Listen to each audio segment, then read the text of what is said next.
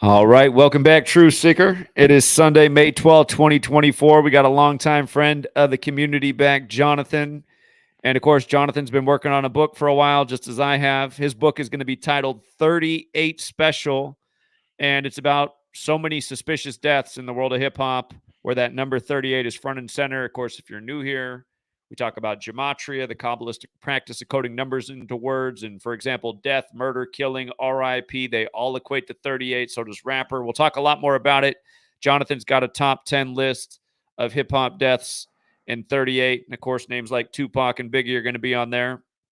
But Drake, with all this focus on Drake and Kendrick Lamar, Drake turns 38 years old later this year in October.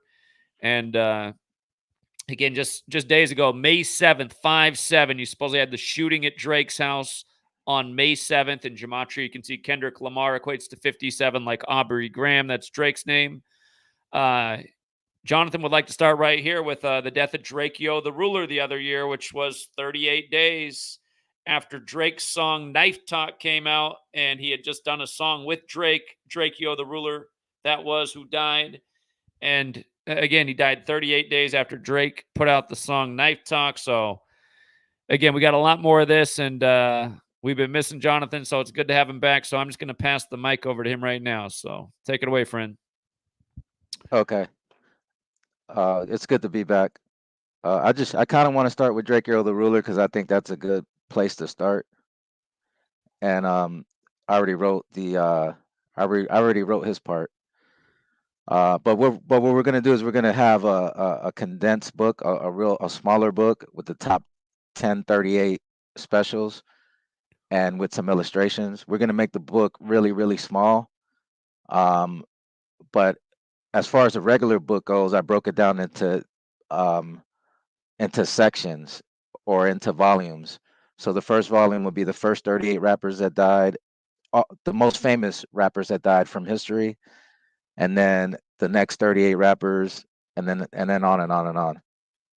But the very first one we're going to come out with is just the top 1038 specials with illustrations, and it's going to be like a 30, maybe 40-page book.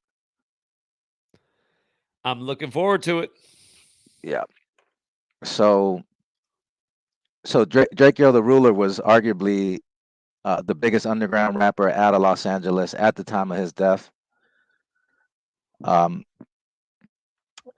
some would argue he was the biggest in the state of California, underground, of course. On 12/18/2021, he was stabbed in the neck. And keep in mind, he has a song called Knife Talk. And or Drake has a song called Knife Talk. And he has a song with Drake. He was pronounced dead a little after midnight on 12/19/2021. He was set to perform at the Once Upon a Time in LA festival at 8:30 p.m. on the 18th, according to the schedule. This multi-stage concert series was founded.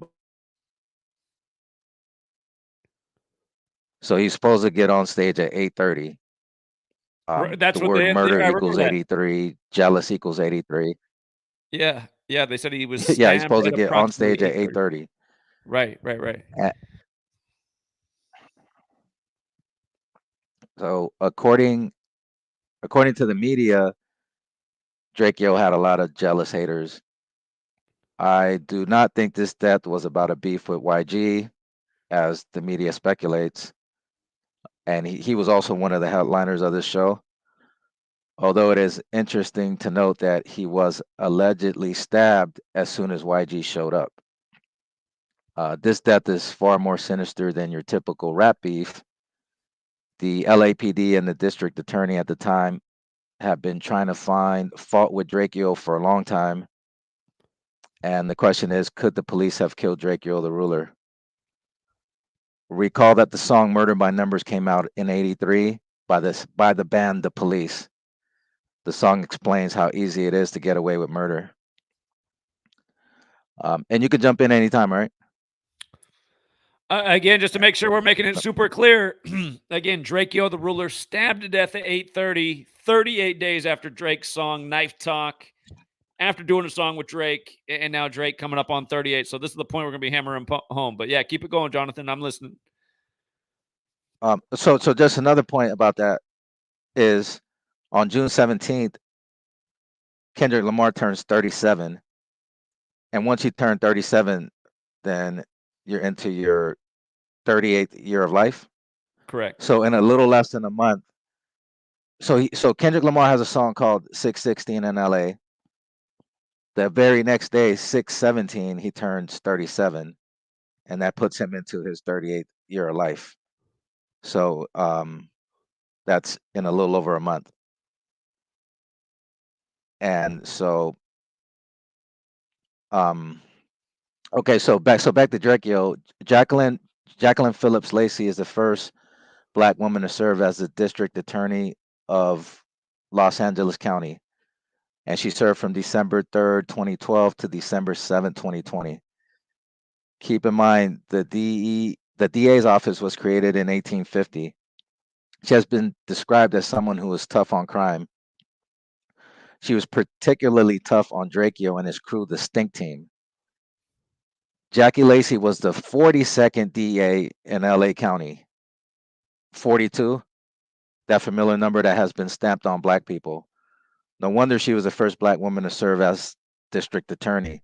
They had to wait until they got to that specific number.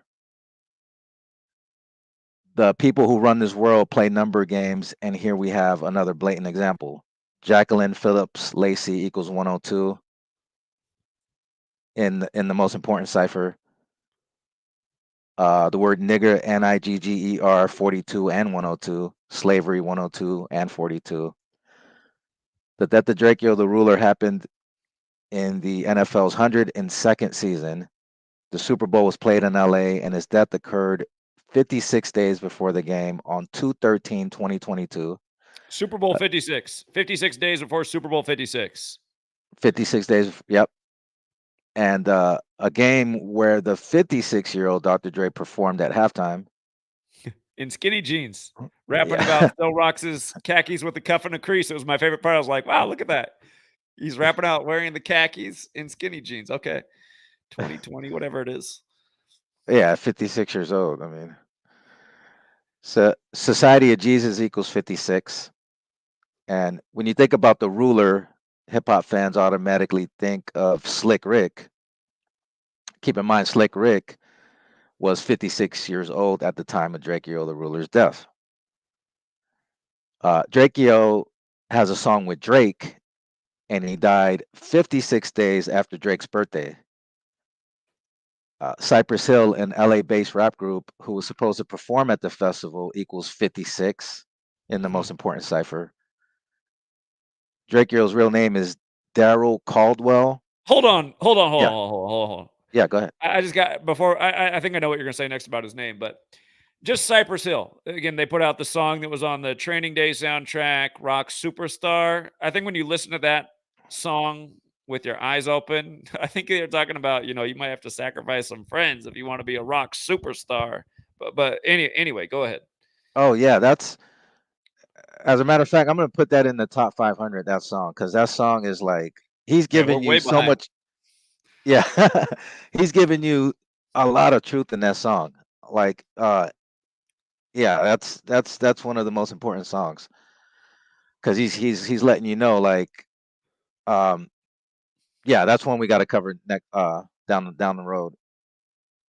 Okay, so Drakeo's real name is Daryl Caldwell. That equals 263.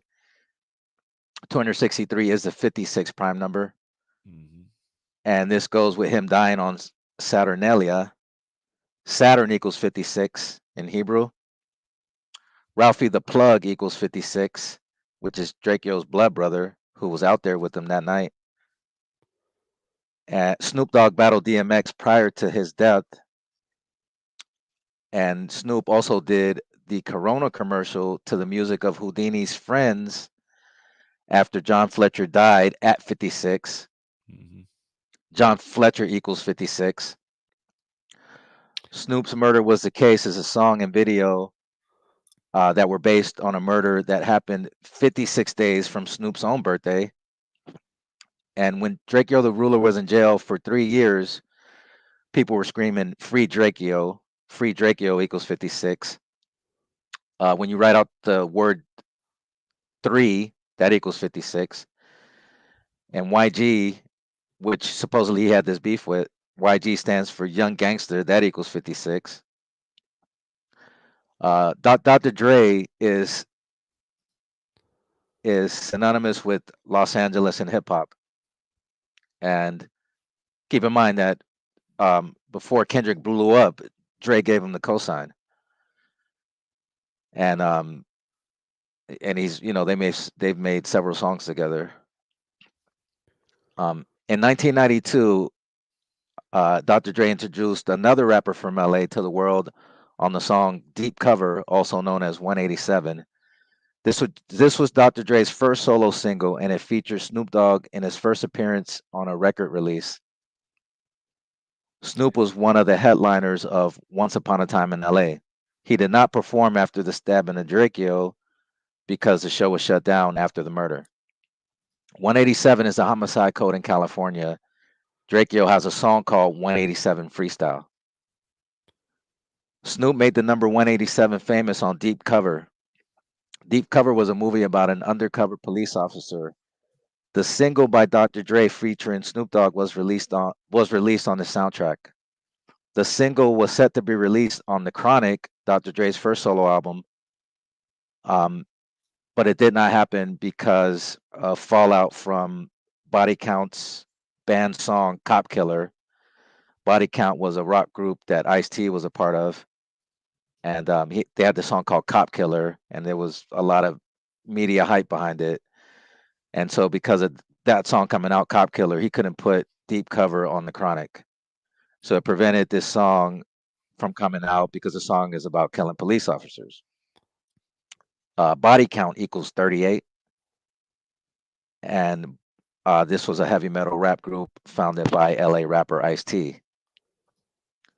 What is most likely going on is the complete opposite. Police are killing rappers.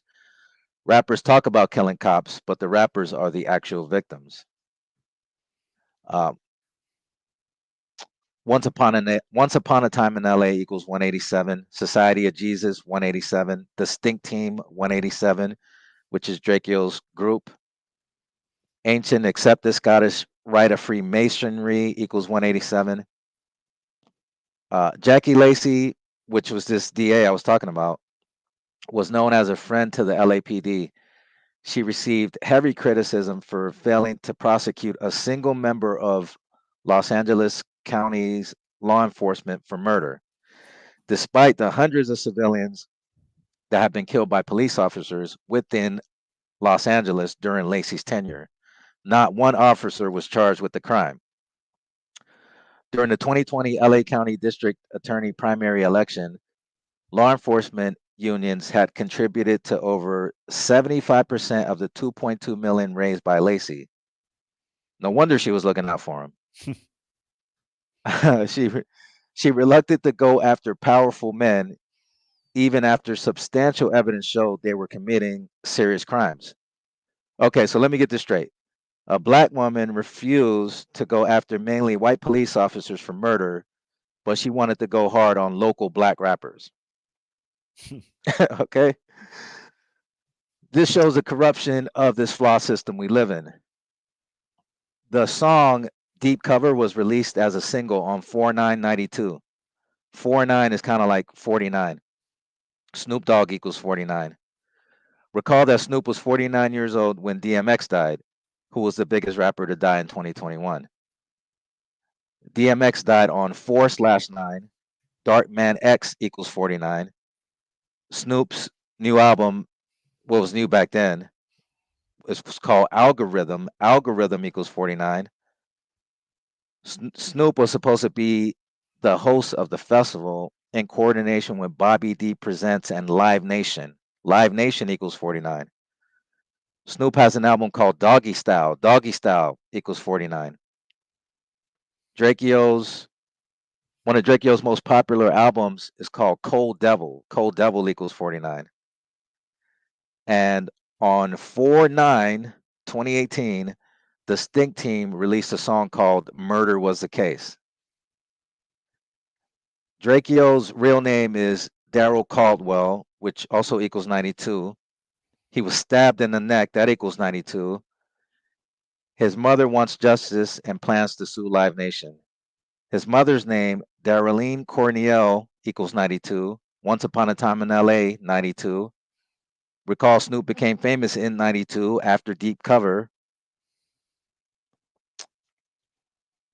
And so Catchy the Great was a member of the Stink Team. On 2/15/2021, he was hit by 2 cars in Long Beach and died. According to Long Beach police, Catchy was standing in the roadway shortly after 5 a.m. in the morning. He was first struck by a 28-year-old man driving a 2004 Nissan 350Z traveling northbound on Long Beach Boulevard. The impact threw Davis into the southbound lanes, where he was struck a second time by a 28-year-old woman driving a 2018 Nissan Sentra. So what are the odds? 2 28-year-olds? What are the odds that Catchy gets hit by 2 cars on a street in Long Beach by 2 different 28-year-old drivers?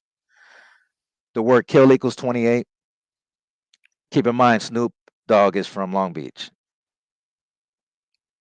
Saturn has a return between 27 and 29.5 years. From Drake's latest album at this time, which was released on 9/3/21, to the death of Drakeo was 107 days later, connecting to Ritual Sacrifice. Ritual Sacrifice equals 107. 107 is the 28 prime number. Drakeo was 28 years old when he died. Keenan equals 28, which is YG's first name. Pyru equals 28. YG is in a gang called the Pyrus. 28 is the perfect number. The word number equals 28. The word man equals 28. And Slim 400 equals 28. Slim 400 is another rapper that was murdered who was affiliated with YG. And so hold on, I lost it here. Oh, okay, here it is. 1 second, hold on. Lost it for a second.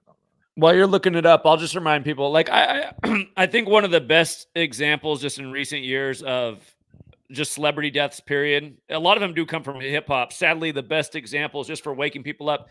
Remember how blatant it was when DMX died?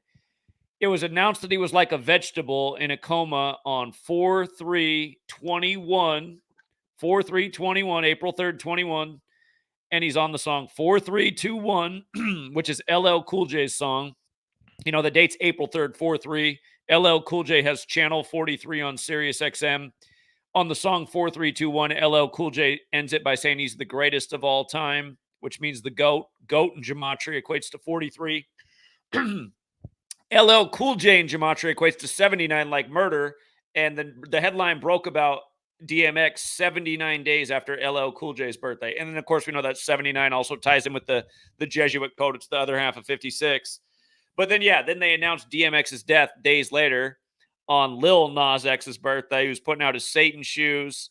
And again, DMX talked on the Belly record about how, what do you remember exactly what he says at the beginning of Belly? He says it on his record too, just something about selling his soul and price was cheap, maybe. Oh yeah. I sold my soul, but the price was cheap. Something like that. Yeah. It's right at the beginning of Belly, the movie. I know that. And the same thing he says there, he says on a song in one of his records too. But yeah, the DMX death was just so blatant. And then, you know, Coolio's too, just dying at 59 on the 59th day of his age on 59 date numerology on the anniversary of the Stevie Wonder sample. But anyway, let me just pass it back over to Jonathan. We're eventually building to the top 10 38 deaths in hip hop history, because people got to learn this number. It could save rappers' lives in the future. And just people got to recognize what's wrong with this industry and how these mysteries really aren't mysteries. They're cover-ups.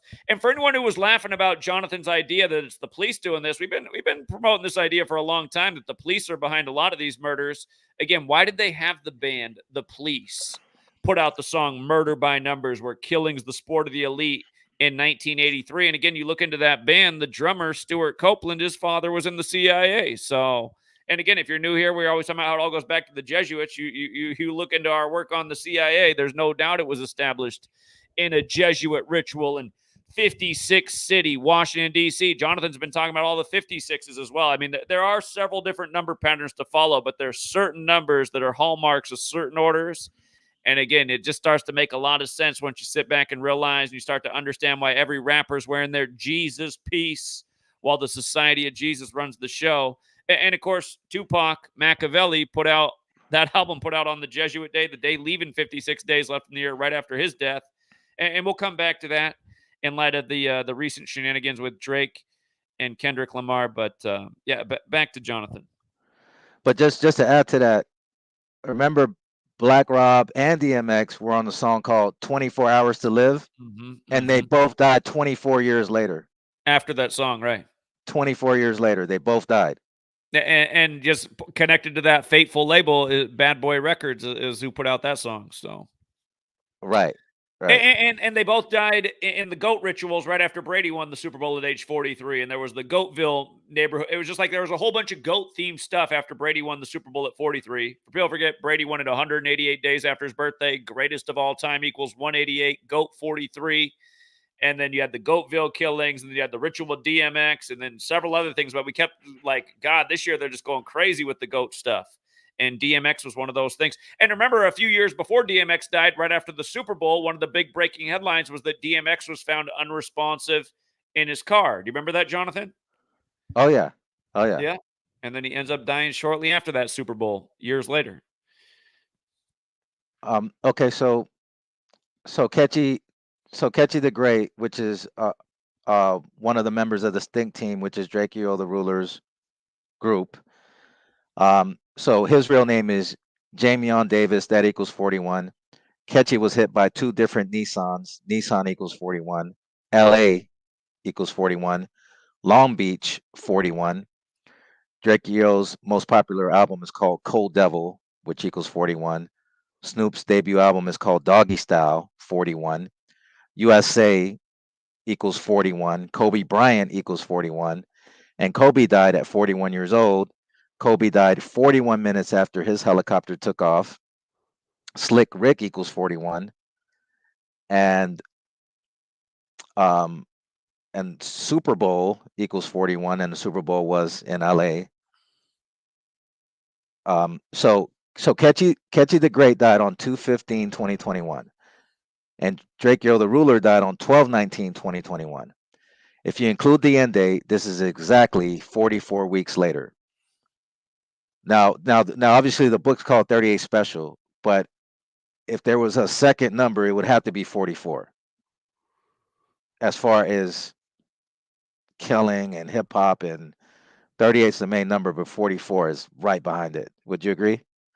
Absolutely. Somebody in the chat is bringing up Kobe right now. Just for the record, Kobe died exactly 38 weeks after his wife's birthday, and he had that affair in Colorado, the 38th state, where there's a lot of death things connected to. And then, of course, they had to put up the Kobe statue the day they lost to the Nuggets. And then LeBron set the record for points scored in a big 38 ritual, and then the Nuggets won the finals. None of these things are an accident, but yeah, the 38 thing, just so people know, it extends beyond hip-hop. It's just huge in the world of hip-hop. And I guess technically, in a way, Kobe kind of connects because for a minute he was trying to compete with Allen Iverson in the recording booth, but that didn't work out too well for him. So, right.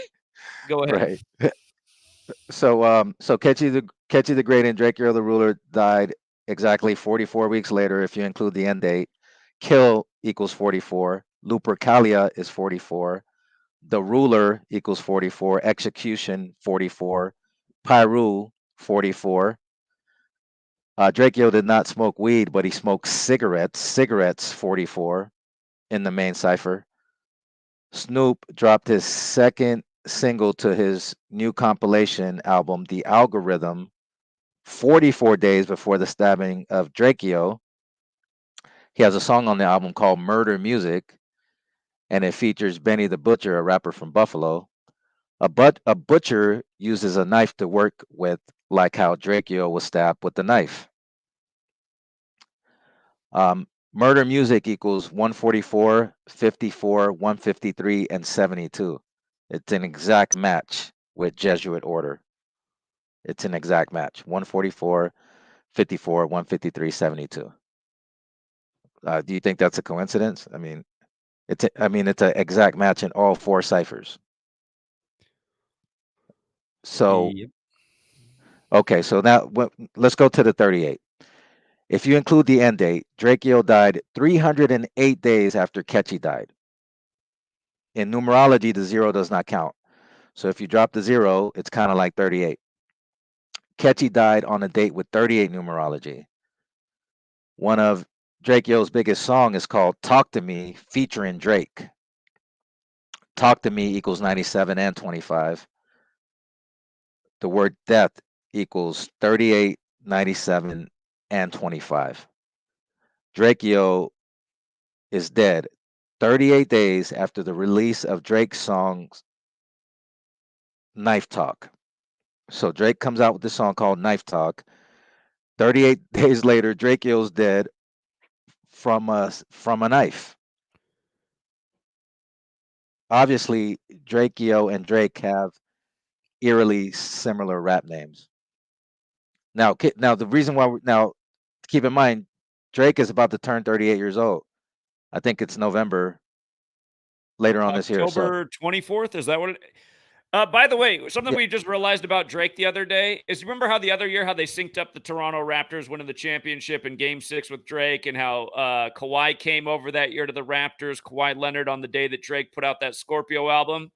We realized that the day that Drake turned 6 years old, since he calls Toronto the 6, that was the same day that Toronto won the World Series in 92 on Drake's 6th birthday.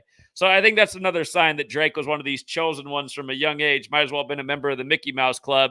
He can rap all he wants about starting from the bottom, but it doesn't look like that's the case. Looks like he was born into the club, one of the chosen ones. Because I don't think it's an accident that the Toronto Blue Jays won the World Series on his 6th birthday in light of how connected he is to that number. just to that point, when Kendrick dropped Euphoria, which was the first diss track that he dropped it at 8:24 a.m. right? And those are Kobe numbers because Kobe wore the number 8 and the number 24. So he dropped Euphoria at 8:24 a.m. on the West Coast time. And remember that Kobe scored 81 points against the Raptors. So it's kind of like a subliminal message. Well, Kobe's connected to Tupac in a way because Kobe was drafted in the NBA the year Tupac died. And I got to go back and look. I want to say that Tupac's last interview before his death was the day that Kobe Bryant was drafted in the NBA. I think it's the exact same day, if I'm not mistaken. I'll go back and double check that, but it's something like that. There's a connection with Tupac and Kobe. I came across that when I was doing research for stuff I've been working on. But yeah, go ahead again. Yeah, so basically it was, and by the way, I think Tupac's last show was on 7/4. But so basically, Kobe scored 81 points against the Raptors, and so Kendrick he dropped that diss at 8:24 a.m. basically saying that he was gonna go score 81 points. He was gonna go crazy on Drake, which he did, and most people agree that Kendrick won the And battle. by the way, does anyone really think that he just put out all those songs just in a row, just day after day? I think it's all bullshit, man. I think they recorded those songs a while ago. No That's my way, personal take. no way. Yeah, well, that's the thing. They're on the same label, so this is all planned out. Because Exactly. rap was stale last year. Like, I mean, a lot of the women took over rap last year. So, but see, this is the thing. If the powers that be didn't put out, all this bullshit music, they wouldn't even have to be a beef to revive rap. But because they don't, because the media, the people who control rap or hip hop, they've come out with so much trash that last year the numbers went down. I think it was the worst year for hip hop yet as far as streaming and numbers. And so they needed something to revive it, to bring it back. And Yeah. what better than a beef? And especially when you have racial undertones, so they always want to divide with race. But okay, so let me just finish this. So okay, so like I was saying, Drake Yo was dead 38 days after the release of Knife Talk. Drake, death equals 38, murder 38, and 83. The stabbing was at 8:30 p.m. Killing 38, stabbing 38, RIP 38, rapper 38.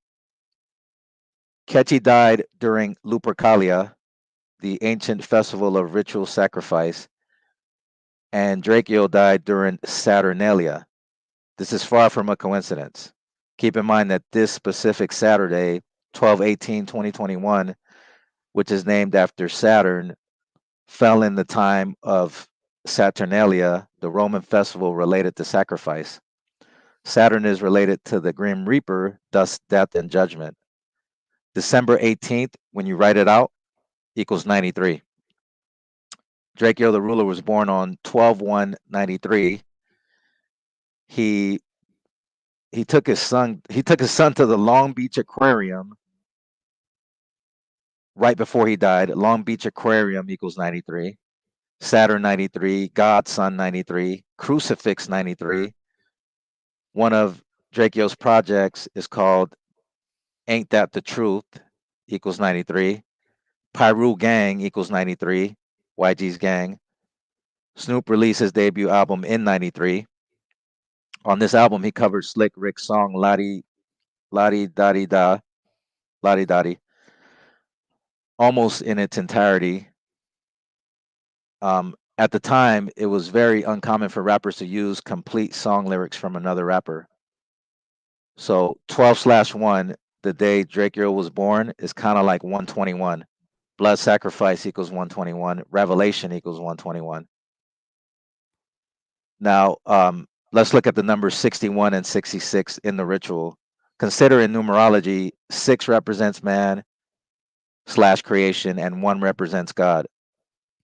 So Jesus is God's son, or God's mortal man. He sent to earth. He has 61, man plus God. 61 is also the 18th prime, or 6 plus 6 plus 6. Drakeo died on the 19th. This was 6 days before Christmas. YG, a local rapper from LA, who allegedly has his beef with Drakeo, has a song called 666. As we know, 666 is the number of the beast. Prophecy equals 666 in Jewish. Number of the beast, 66. 42 months. When you write it out, 66. New Testament, 66. Here is wisdom, 66. Ketchy the Great, 66. LeBron James, 66. Pearl Harbor, 66. Kells, 66. Kells was a member of the Stink Team. Murder was the case equals 66. 666 is thought about in Revelation, the 66th book and final book of most Bibles. I mentioned how rappers get killed in what we call a Jesus ritual. Jesus equals 61. All these words equal 61. Christian, Christmas, cross, sins, God, solar deity, Holy Spirit, church, time, Tupac, young gangster. Stabbed in the neck equals 61. 187 equals 61. When you write it out, Daryl Caldwell equals 61. Cypress Hill, 61. John Fletcher, Once Upon a Time equals 61. Ralphie the Plug equals 61. Drakeo's blood brother, who was at the festival trying to fight the assailants who attacked Drakeo. Slim 400, which was YG's partner, died on the date with 61 numerology. Drakeo was dead on Snoop Dogg's 61st day of his age. He was stabbed on the 18th, and he died 18 days after his own birthday. Hip hop equals 18. IHS equals 18. Drakeo died on the date with 18 numerology. The Drakeo the Ruler's real name is Daryl Wayne Caldwell. That equals 84. And this is propaganda for the United States of America, which equals 84. It was reported by the media that the paramedics arrived at the scene at 8:40 p.m. Jesuit equals 84. He died early Sunday 84. Is this a coincidence? Coincidence equals 84. Well, if you think it is, here's another coincidence. Coincidence equals 213. The word coincidence. The very first group Snoop was in was called 213. The group was named 213 because this is the area code in Los Angeles. Tupac released his last album while he was alive on 2/13/96, kind of like 213. 213 days later, he was dead from a drive-by shooting. Drive-by shooting equals 213. Snoop's new album released 213 days after his last, which was released on 4/20/21. 187 days before his mother died on October 24th, 2021. The word death equals 213 in Satanic. And one of Drake Yo's projects is called Ain't That the Truth equals 213. So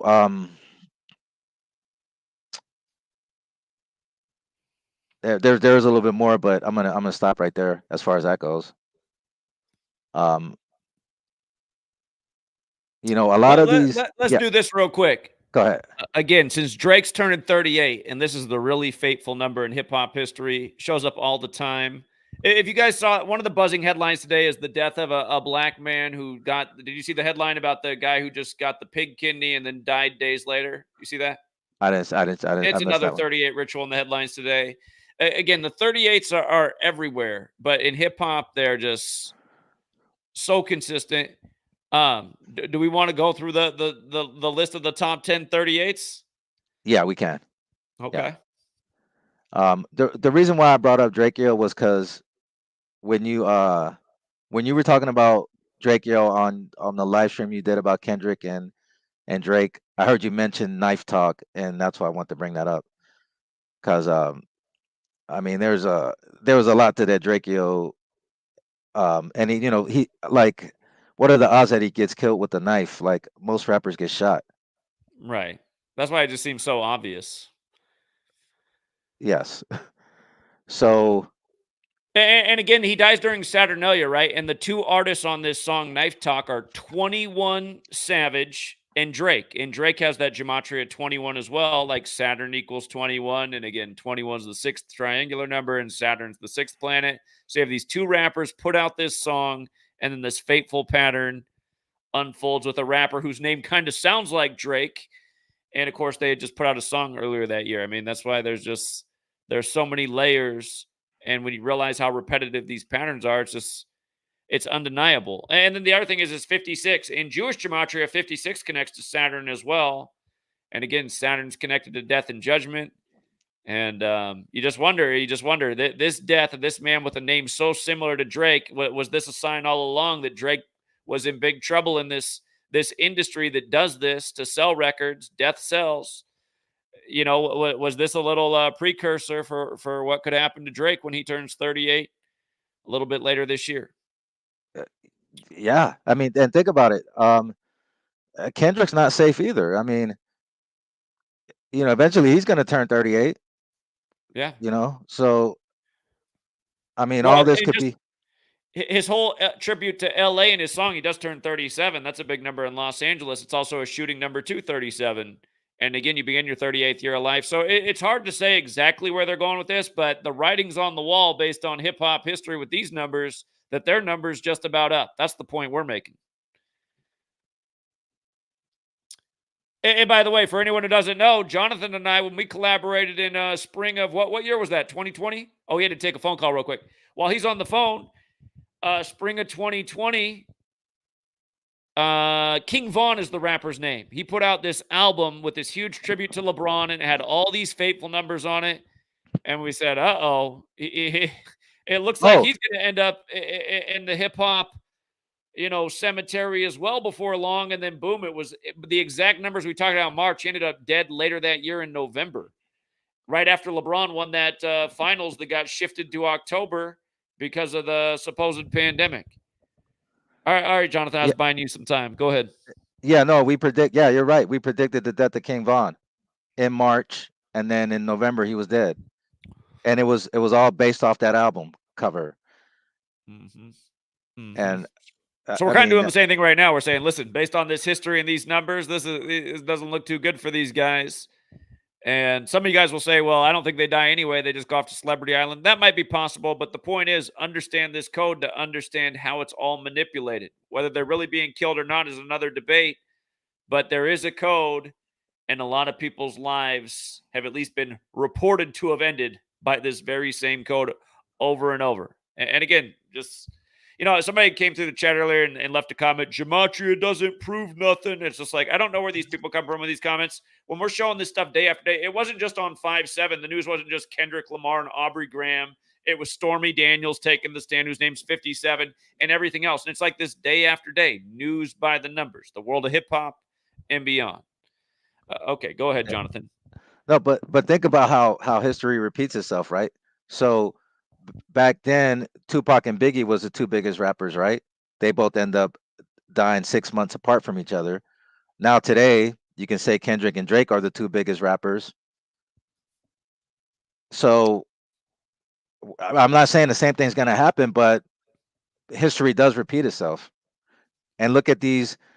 Supposedly, there's been a couple of drive-bys at Drake's house. I mean, what are the odds of drive-bys in this super rich neighborhood? Right. You know. Mm-hmm. So what I'm gonna do is so I was going back in history, and I'm just gonna start with the very first step that mostly everybody's heard of, and so I'm including DJ Scott LaRock because this was the first death in hip hop that I can remember of the most famous person, or I mean of a very famous person. Now, DJ Scott LaRock was a DJ for Boogie Down Productions, which consists of well, at the time it was D Nice, KRS-One, DJ Scott LaRock. So basically, I'm going to talk about how the number 38 fits in with the top 10 rappers or even DJs, because he was a DJ in history. So this was the DJ Scott LaRock was the first major hip hop artist to be murdered. He was 25 years old, just like Tupac, when he was shot and killed on August 27, 1987. So this is how long this has been going on now, right? Mm-hmm. One of the main numbers surrounding the death of hip hop artists is the number 38. Scott LaRock equals 38 in full reduction gematria. The Bronx, New York gets the credit for where hip hop started. The Bronx equals 38. DJ Scott LaRock was a founding member of the hip hop group Boogie Down Productions. He was a disc jockey and producer. KRS-One and D Nice, the other founding members of the group, have gone on to have illustrious careers. And that's no coincidence. And as I always talk about, when it comes to a rap group, there's always at least one member that gets knocked off. And there's like, I mean, this is documented. I have this all down on paper.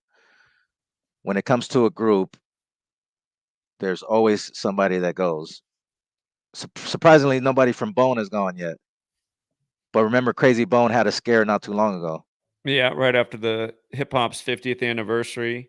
He also released a weird video on the internet about a month ago, kind of beefing with another member. And he goes, normally I don't like to do this. Normally, if I do, I take the video down, but I'm keeping this one up. But he seemed all weirded out too. I was like, I don't know if he did this video or he was told to put this video up.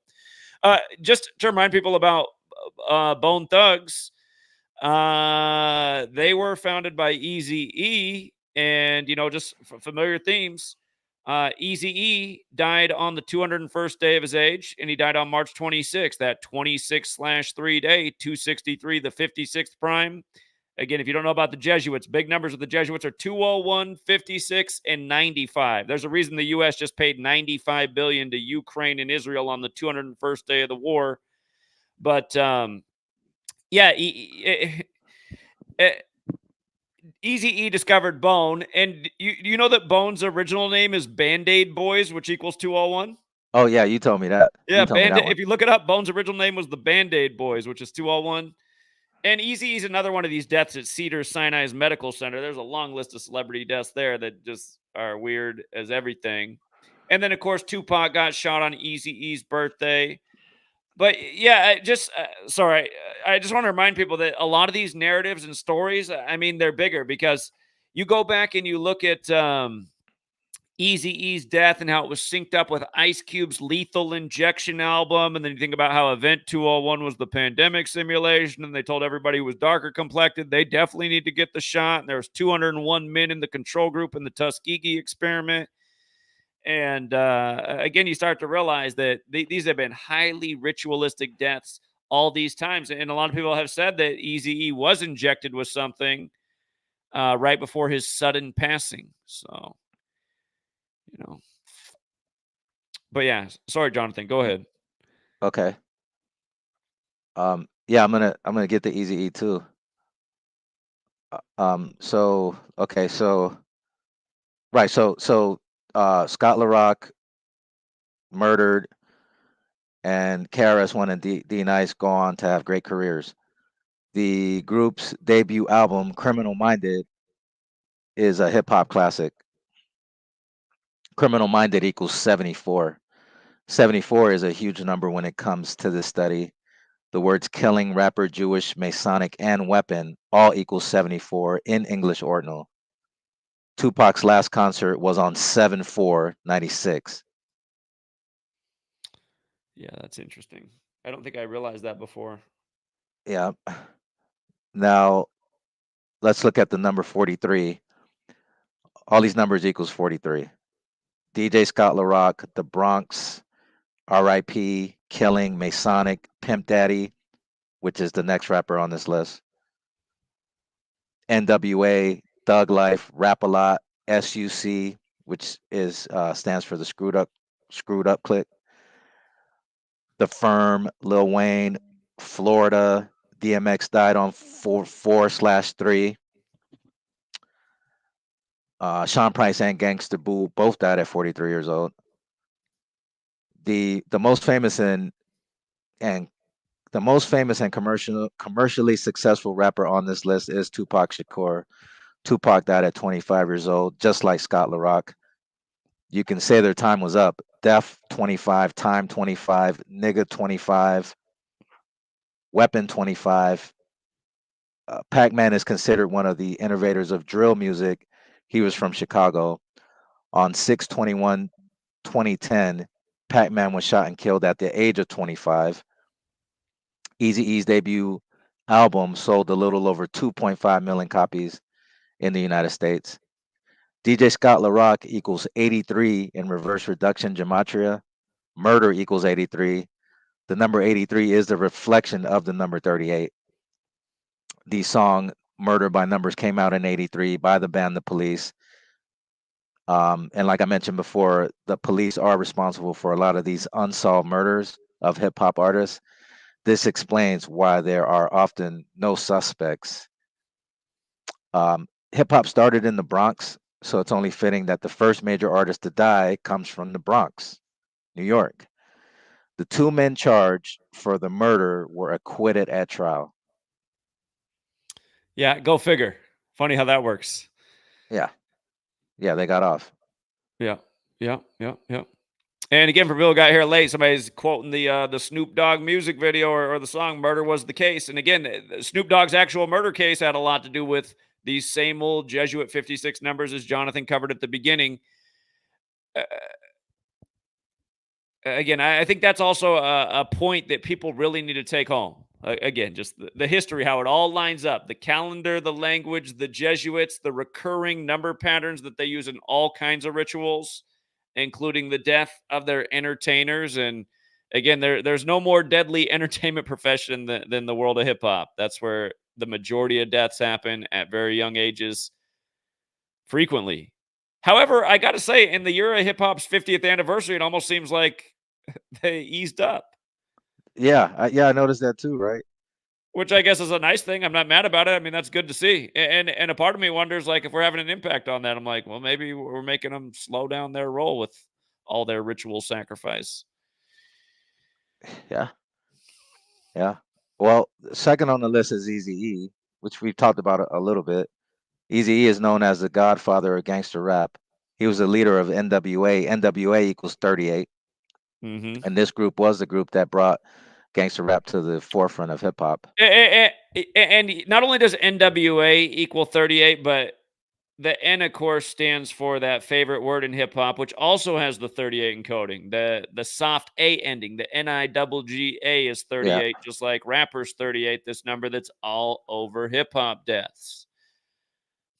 And if you notice on the Kendrick song Euphoria, at the end he says he doesn't want Drake using the N-word anymore because they're trying to they're trying to make it a racial thing too. Like Rick Ross came out with a diss towards Drake and he's calling him a white boy, and Kendrick is basically saying Drake can't use the N-word no more because he's half white, but he's been using it all along. Like now all of a sudden it's a problem. I just now thought about something in light of that song being called Euphoria. Did you see the work I did at the beginning of the year when the actor from Euphoria dropped dead at age 25? No, I missed that. Okay, so apparently that same actor was asked to do a biopic about Mac Miller after his death. And of course, Mac Miller died in a very similar ritual, and there were 38s all over his passing.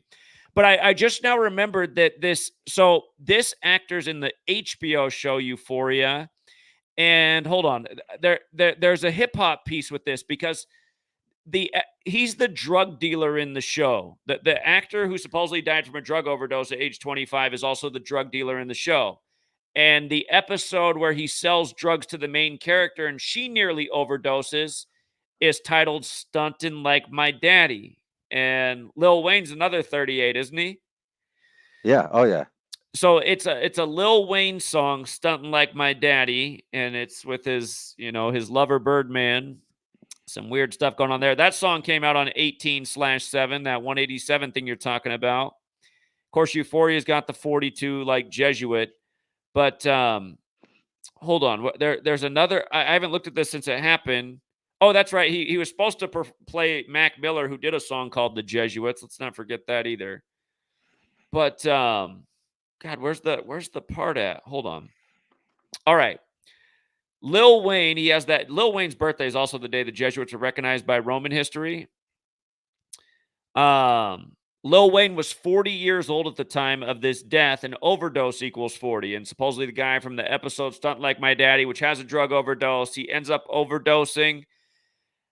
Again, the point is this entire, like we're talking about the Jesuits, HBO's founded by a Jesuit. It's like they've made a web connecting all of these celebrities, and they're dropping these little riddles and clues. You follow the trail, you start to see how everything lines up with the same patterns. Here it is. Angus Cloud, the actor who died from this episode connected to Lil Wayne, which equals 38, died 38 days after the anniversary of the episode. Huh. So, and it kind of just reminds me of the Hollywood movie that came out the other year, House Party with LeBron James. It's at his house, and in the movie, part of the plot is they got to go visit the Illuminati, and then the rapper Kid Cudi, who was 38 years old when he was in that film, he gets killed at the Illuminati party at age 38. So, but yeah, if I'm not mistaken, Drake has something to do with that Euphoria show. Look at this, Jonathan. Look at this. I'm glad I went back and looked. I don't know if he does, but the first episode of Euphoria came out 616. on Yeah, exactly. 616. I was just about to say that. 616. So you see that this is all connected because again, Drake's first diss song's Euphoria, and then the next song is 616 in LA, Tupac's birthday. 616, right? And that's the date that it came out, 616, exactly. But not only that, but 616 is Father's Day, and so basically Kendrick is trying to say that he's Drake's daddy, right? 616 is the birthday of Tupac. And 6/16 is the day when the first season of Euphoria, the show Drake executive produced, premiered. So he's the executive producer of this show. Mm-hmm. And 6/16 is the date that the O.J. Simpson murder trial was submitted in L.A. in '94. Mm-hmm. Mm-hmm. And this is relevant because on the 6/16 NLA disc, there's a picture of a single glove, and the glove was famously presented as evidence in the case. So it's kind of like Kendrick is submitting his murder trial for the murder of Drake. Yeah. Yeah. And You know, I see how deep this is, because I know that one of the main things that Drake got shamed for in these diss tracks from Kendrick Lamar is about being a pedophile. And I'm just now reminded that one of the main storylines in the HBO show Euphoria is a father has a sex addiction, and he doesn't mean to have sex with minors, but it becomes a thing. Some of the people he's sleeping with are actually underage, and he doesn't realize it. And then there's a big cover up for that. And I didn't realize that Drake was a producer on this show, but I'm just starting to see how this big joke of a script is really coming together in real time. This is why I love doing streams with Jonathan. Just all the stars start to align when Jonathan comes on. But yeah, right. go ahead again. Yeah. Go ahead again. It's all making more sense now. It does. But okay, so if I'm not mistaken, was 6/16, was that the day that he killed Nicole, OJ? Oh, No, the what? June 12th is the date, supposedly, which is George Okay, and Herbert then Walker Bush's birthday. And then they found the crime scene the next day on the day, leaving 201 days left in the year. Old 201. okay, so then on 6/16 is when they said, "Hey, we're charging you with murder." Uh-huh. Okay. Okay. So yeah, so on the cover on the 6/16 in LA cover. Oh, by the way, he dropped the song at 6:16 a.m. Which one? The 6/16 in LA. Oh, okay. That makes sense. Okay. Supposedly he dropped it on YouTube at 6:16 a.m. And of course Tupac's involved in this, and now that's his birthday. And I mean, like, he really, like, you think that he just came up with all this stuff in a couple of days? This was all planned out. There's no way that he could have came up with all this in a couple of days. He just went in the studio and came up with diss tracks. This is all super planned out. It's super planned out. It's so planned out because, again, not only does the song reference Tupac's birthday, 6/16, but then he's putting it out on the real Machiavelli's birthday, when the other year Tupac's mom was announced dead on the real Machiavelli's birthday. And again, that's 5/3. And Tupac would turn 53 years old this year if he were alive. Yeah. And the Machiavelli album released on that Jesuit day, Guy Fawkes Day. Remember the 5th of November, the day leaving 56 days left in the year, but it released 53 days after Tupac died. So that's why you can see that something mega is coming in the year Tupac. If Tupac were alive, he would turn 53 this year on 6/16. This song on 5/3. Again, it's all Jesuit. Kendrick Lamar's 87. He born in 87. The founder of the Jesuits, Ignatius Loyola's 87, like the Catholic Church, like Hail Mary, the big hit single on the Tupac album after he died. Couldn't get more Catholic than Hail Mary. But again, people need to understand who's doing it. Look at it. I mean, a diss track getting all the mainstream attention 139 days after the Pope's birthday. Who would have thunk it? But this is the way it is. That's interesting right there too. Yeah. But what I thought about too is that, you know, how they're trying to make it about race. So maybe the other thing about that 6/16 in LA is that basically Kendrick is saying that he murdered a white woman, you know, which is Drake. They're trying to make it about race, you know, like how OJ murdered this white woman. Mm-hmm. You know, so it's just. By the way, I forgot to cover this the other day. I put this in my written post, but then didn't talk about it in my video. If there's any member of Bone Thugs and Harmony out there watching, you never know. You guys might get pulled into this, because Jeremiah 6:16 says, "This is what the Lord says: stand at the crossroads and look, ask for the ancient paths." When I read that, I was like, God, are they even going to pull Bone into this thing? Because Bone did the song with Tupac and Cleveland and LA, and we all know how that worked out with Super Bowl 56. And they got a song with Biggie. They got a song with Eazy-E. Yeah, right. Yeah, you're right. They got a song with Biggie, and yeah, you're right. That Easy. and their big song with Biggie came out right after Biggie's death. And let's not forget that Tupac died on the anniversary of Biggie's album Ready to Die, and then Biggie's album Life After Death is put out right after he dies. It's like, come on, man. I was a teenager when this stuff was going on, and the Biggie thing, that album that came out with the title of it right after he died, I was like, okay, what is going on? I mean, what? Huh. Huh. Well, I read Revelation 6:16, and it says, "They called to the mountains and the rocks, fall on us and hide us from the face of him who sits on the throne and from the wrath of the Lamb." It's kind of like how Drake has been sitting at the throne of hip hop for like the last 10, 15 years. Not in my book. He hasn't been sitting at any throne. So, Well, but yeah, yeah, not in the not world in of my mainstream, book either. I can't stand Drake. I remember Yeah, when I first heard Drake's name. yeah, I It was know. about 2009, and I had this coworker. His name was Sean. Big Sean told me, Zach, don't you know that every college football player takes steroids? Zach, he was a college football player himself. He played at New Mexico, but he was a funny guy. But man, he loved Drake so much. I remember when he first put on Drake, I was like, I don't know, man. I don't think I like it. Singing it, I don't know. It sounds like I don't know. It sounds emasculated. I don't think I'm a Drake fan. Anyway, go Right, ahead. I never liked Drake either. Like I remember I was when Drake first came out, his first album came out. I was in a restaurant in Oakland, right? And they literally, I was sitting there eating for maybe like an hour. They literally played his album. I think it was the radio, but they literally played his whole album back to back. It was like a maybe it was like a 7 song LP or something like that. They played all 7 songs back to back to back to Huh. back, and I was like, wow, they're gonna make this guy big Yeah, he on started the to get a lot of mainstream hype right radio. That's away. unheard of. Like, Hmm. yeah, definitely. Like that's what they do. They plan this stuff way in advance. Like, you know, like 20, 30, 40 years in advance. Yeah. Well, and like we're saying, I mean, like literally, it looks weird now. We know they synced the Raptors finals up with Drake. So now to look back and see that Toronto Blue Jays won the World Series on Drake's 6th birthday, it's like, I don't know. I mean, I'm pretty sure this guy was born to be chosen from the beginning. So I didn't even know that. yeah, October Huh. 24th, 92, Drake's 6th birthday. Huh. And so, yeah, so second on the list, Easy. And um, there are there are mysterious circumstances surrounding the death of Easy, to say the least. Death Row Records founder Suge Knight once said on a television show how killing someone with a contaminated blood injection and Easy E thing was a new way to kill people rather than shooting them.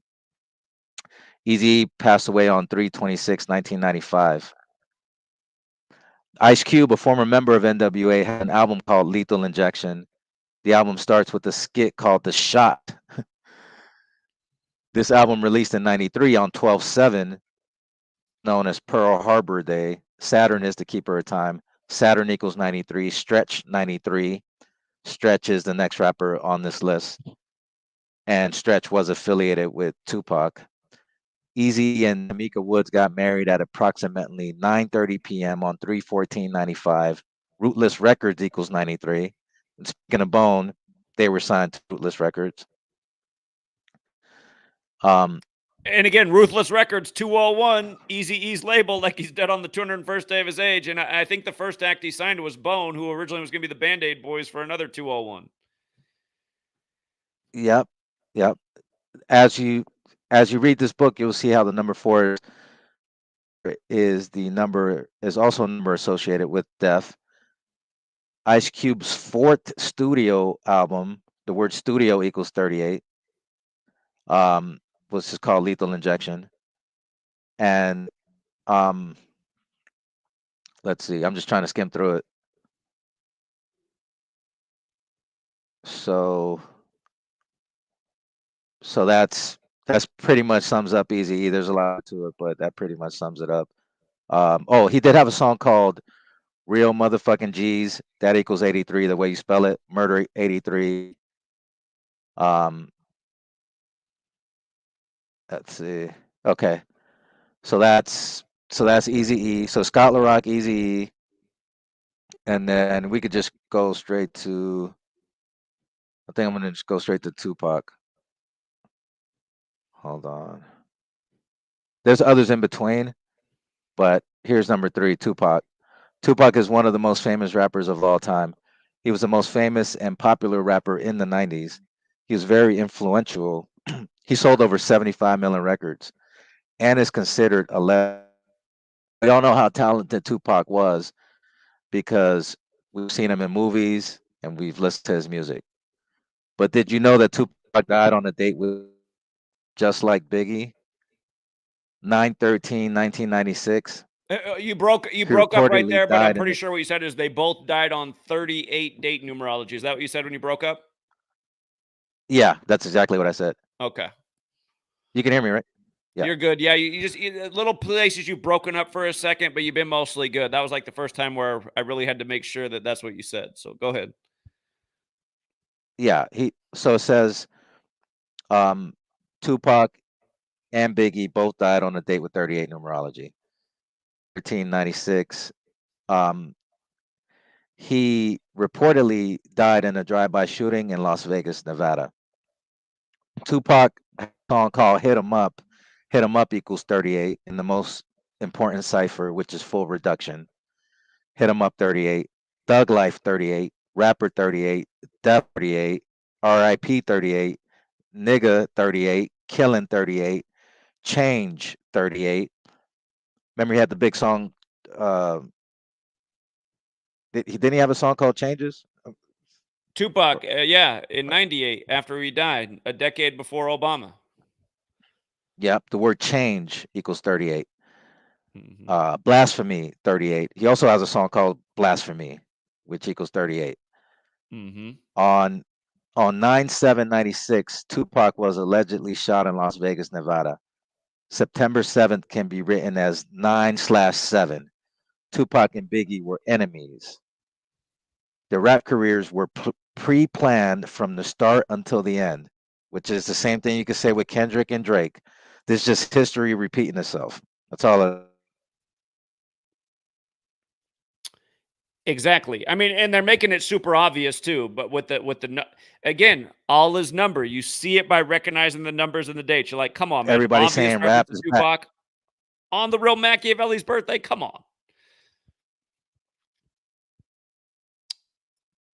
You still there, Jonathan?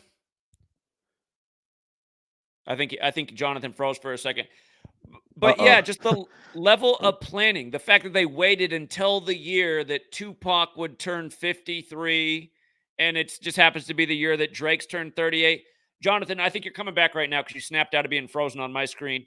I heard something about Drake put out a diss track using a Tupac AI voice. I haven't listened to this myself. Do you know anything about that?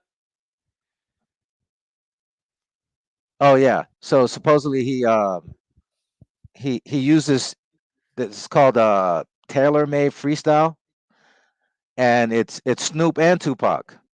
And remember, we talked about Snoop too. So Snoop and Tupac is on the song, and so that it's funny how they're like bringing Tupac into this beef, because on the on It's the called not on the is it last called this AI? Is the song called AI? it's called tailor-made freestyle. I'm just going off the top of my head. Oh, I see it. Okay, here it is. I got You to can look hear it me, up. right? Yeah, go ahead. Okay, yeah, it was kind of freezing up for just a second, but so yeah, so Snoop and Tupac is on this song, right? And so on Kendrick Lamar's "Not Like Us," the very last, well, the last song that he released in this disc, he's like, he's basically there's a part where he says, "You think that the Bay is gonna let you disrespect Pac?" And he goes, "I think that Oakland show gonna be your last stop." Because remember, because Tupac, he used to, if you listen to Tupac, a lot of his very first album was recorded in Oakland. Um, and on a lot of the songs, he's talking about, I'm straight out of Oakland.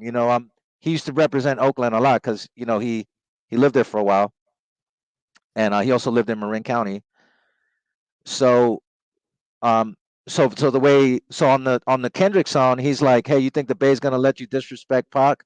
Because he came out with this tailor-made freestyle AI track, and the way Kendrick is looking at it, according to the song, is like, that's disrespectful to Pac. Like, why are you bringing him into this?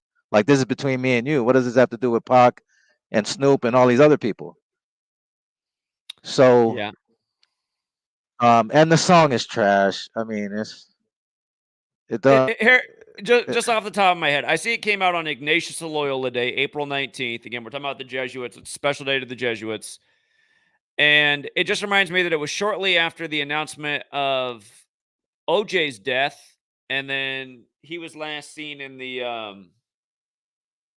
well, the TaylorMade's like a big golf brand. So I'm just wondering if there's some connection with that. But anyway, go ahead, Jonathan. Yeah. So back to Tupac, and what I was saying is that um the Biggie and Tupac beef was pre-planned, and they knew what the role was from the start until the end, and it's the same thing that they're doing now. Kendrick and Drake have this pre-planned beef just to bring hip hop back, and think about it. If you're a hip hop artist right now and you're trying to drop an album in the middle of this beef, it's not going to go good for you because nobody's really paying attention to anything outside of this. So it's not a good time to come out with an album because everybody's just so into the beef. So, but like I was saying, this is all the powers that be. They're the ones who did this. If they wouldn't have been putting out trash in the mainstream, we wouldn't have to have a beef to revive hip hop, right? So Tupac and Biggie's beef took rap to another level with the East versus West conflict. I would not doubt if Biggie and Tupac are still alive. And so the word death equals 97, Notorious 97, Hit 'em Up 97, Rockefeller Records 97, Carter 97, as in Sean Carter, as in Jay-Z's last name. Carter's 97. Hot 97 is a hip hop station in New York. Jay-Z is the biggest beneficiary of the death of Notorious Big and Tupac, next to Puff Daddy. Several record labels profited from the death of Tupac: Interscope, Jive, and Death Row, to name a few. In 2000, The you No can still Way Out album. No Way Out came out later that year, which was Puff Daddy's first album back when Mace was the big thing after Biggie's death. Didn't the No Way Out album come out 97 days later? Am I mixing that up? No, you're right. You're right. That came out in 97. That came out in 97. Um, I got to yeah. back and see how many days later it was. There was something to that. Okay. Um, now check this out, right? Um, in 2003, Rock Nation bought all Tupac's masters tapes from Entertainment One. Rock Nation, which is Jay-Z's label, is the official owner of Tupac's masters. Once Biggie passed, Jay-Z became the king of New York and arguably all of hip hop. So now let's just say, hypothetically speaking, um, Kendrick and Drake die. There's going to be somebody that's going to benefit off that, mainly the record labels, right?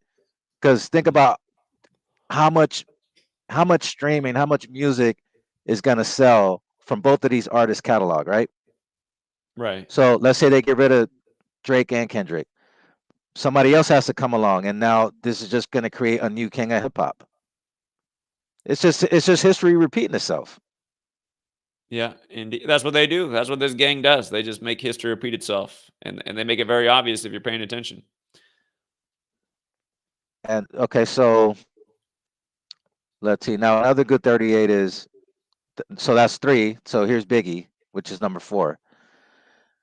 I mentioned that Tupac's equals 38 in full reduction gematria. Biggie's wife Faith is mentioned in the song. The number 44 is another interesting in this study, especially as it relates to hip hop. Um, So once Tupac died, there were 3 other rappers that died after him in 96. G Slim, Yaki Gaddafi, and Twin Scarface. Biggie became the 4th rapper to die since Tupac, right? So Biggie was the 4th rapper to die after Tupac, and the first in 97. So 4, remember I was saying how 4 is associated with death, right? So Mhm. so Biggie dies, he's the 4th rapper to die after Tupac, and it's no coincidence that he's the first rapper to die in 97. Death 97, Notorious 97. Faith equals 44. Voletta Wallace equals 44, which is Biggie's mother. Kill 44, deceased 44, shooting 44, execution 44, numerology, officer, department, all equal 44. Who shot ya equals 44. Notice that Biggie's diss song towards Tupac, which is Who Shot Ya, equals 44, and Tupac's diss song towards Biggie equals 38. Hmm. Right? These 2 numbers, 38 and 44, are the biggest numbers when it comes to hip hop related deaths. 39 is the number when it comes to New York. New York 39, Biggie 39, Shakur 39. Tupac was born in New York. Puff Daddy equals 39. Diamond equals 39. Method Man equals 39. Method Man is the only rapper that raps besides Biggie himself on Biggie's debut album.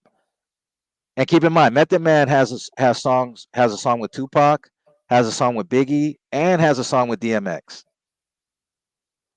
Huh. Whenever I think of Method Man, I just think of him and Old Dirty Bastard on MTV, and Old Dirty Bastard talking about all this conspiracy stuff, and Method Man's like there. He's like, I don't have anything to say about any of this. Don't connect me. I know I'm sitting next to him, but it's not me. And then Yep. next thing you know, Old Dirty Bastard's dead, and Method Man's in movies and HBO shows, and he's cheesing the wire, and Yep. yeah, Yeah. And then Method Man's not stupid because I watched that video too. And it's like he knew exactly what Old Dirty was saying was right, but he couldn't say anything, because he didn't want to sacrifice his future career. And like you're saying, he's this big time actor now. He's still coming out with music, but his acting career has definitely blown up. yep. So Biggie Hold on. I gotta tell you something. Biggie Remind me what yeah, Tikal is. What is Tikal? It's weed with something else. Sherm? it's just weed laced with cocaine. It's in Miami Yeah. they No. That was Method Man's whole thing when he came on the scene. Everything was Tikal. Okay. cocaine. It's what I this is what I was this is what I heard, but it's Takal if you spell it backwards, it's lace it. So he used to lace his blunts with cocaine. I see. Okay. That makes sense. I get it. Okay. Laced. Okay. Got it. My research. Yeah. Makes So sense. Takal backwards is lace it. Somebody said in the chat, Method Man equals 38. Is that right?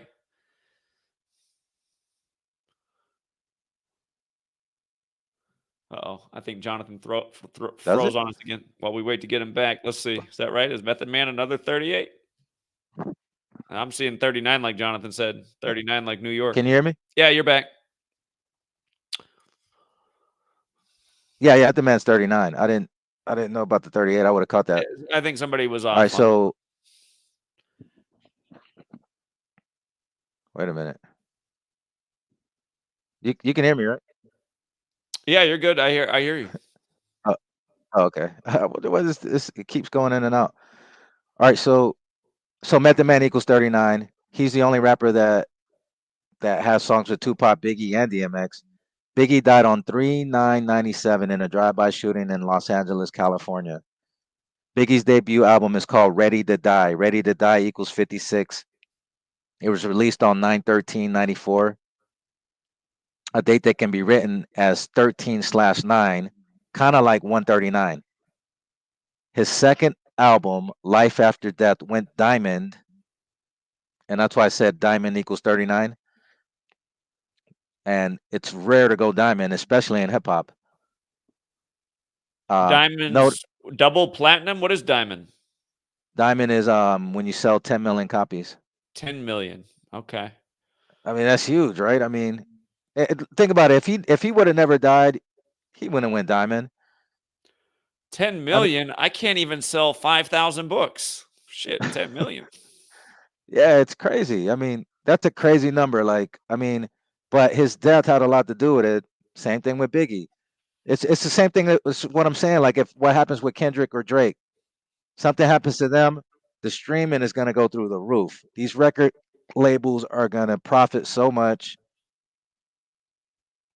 You know, I'm not wishing death on anybody. I'm just saying, like, there's a pattern of this.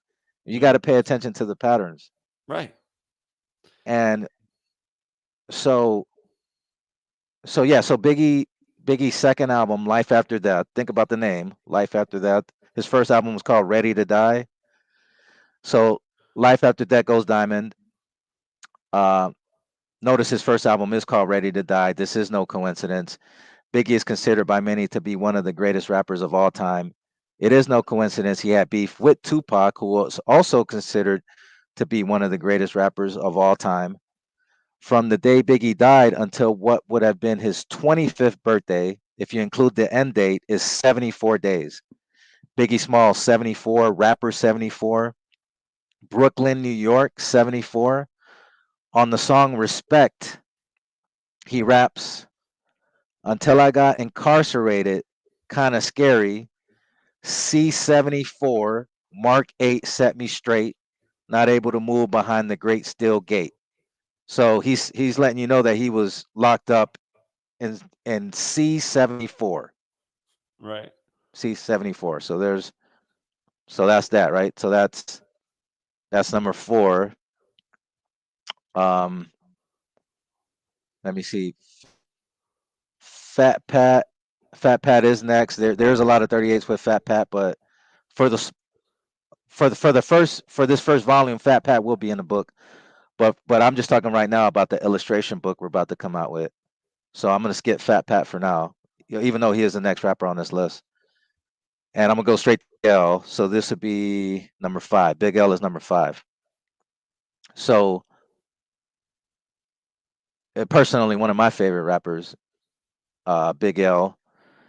Big L in Jewish gematria equals 38.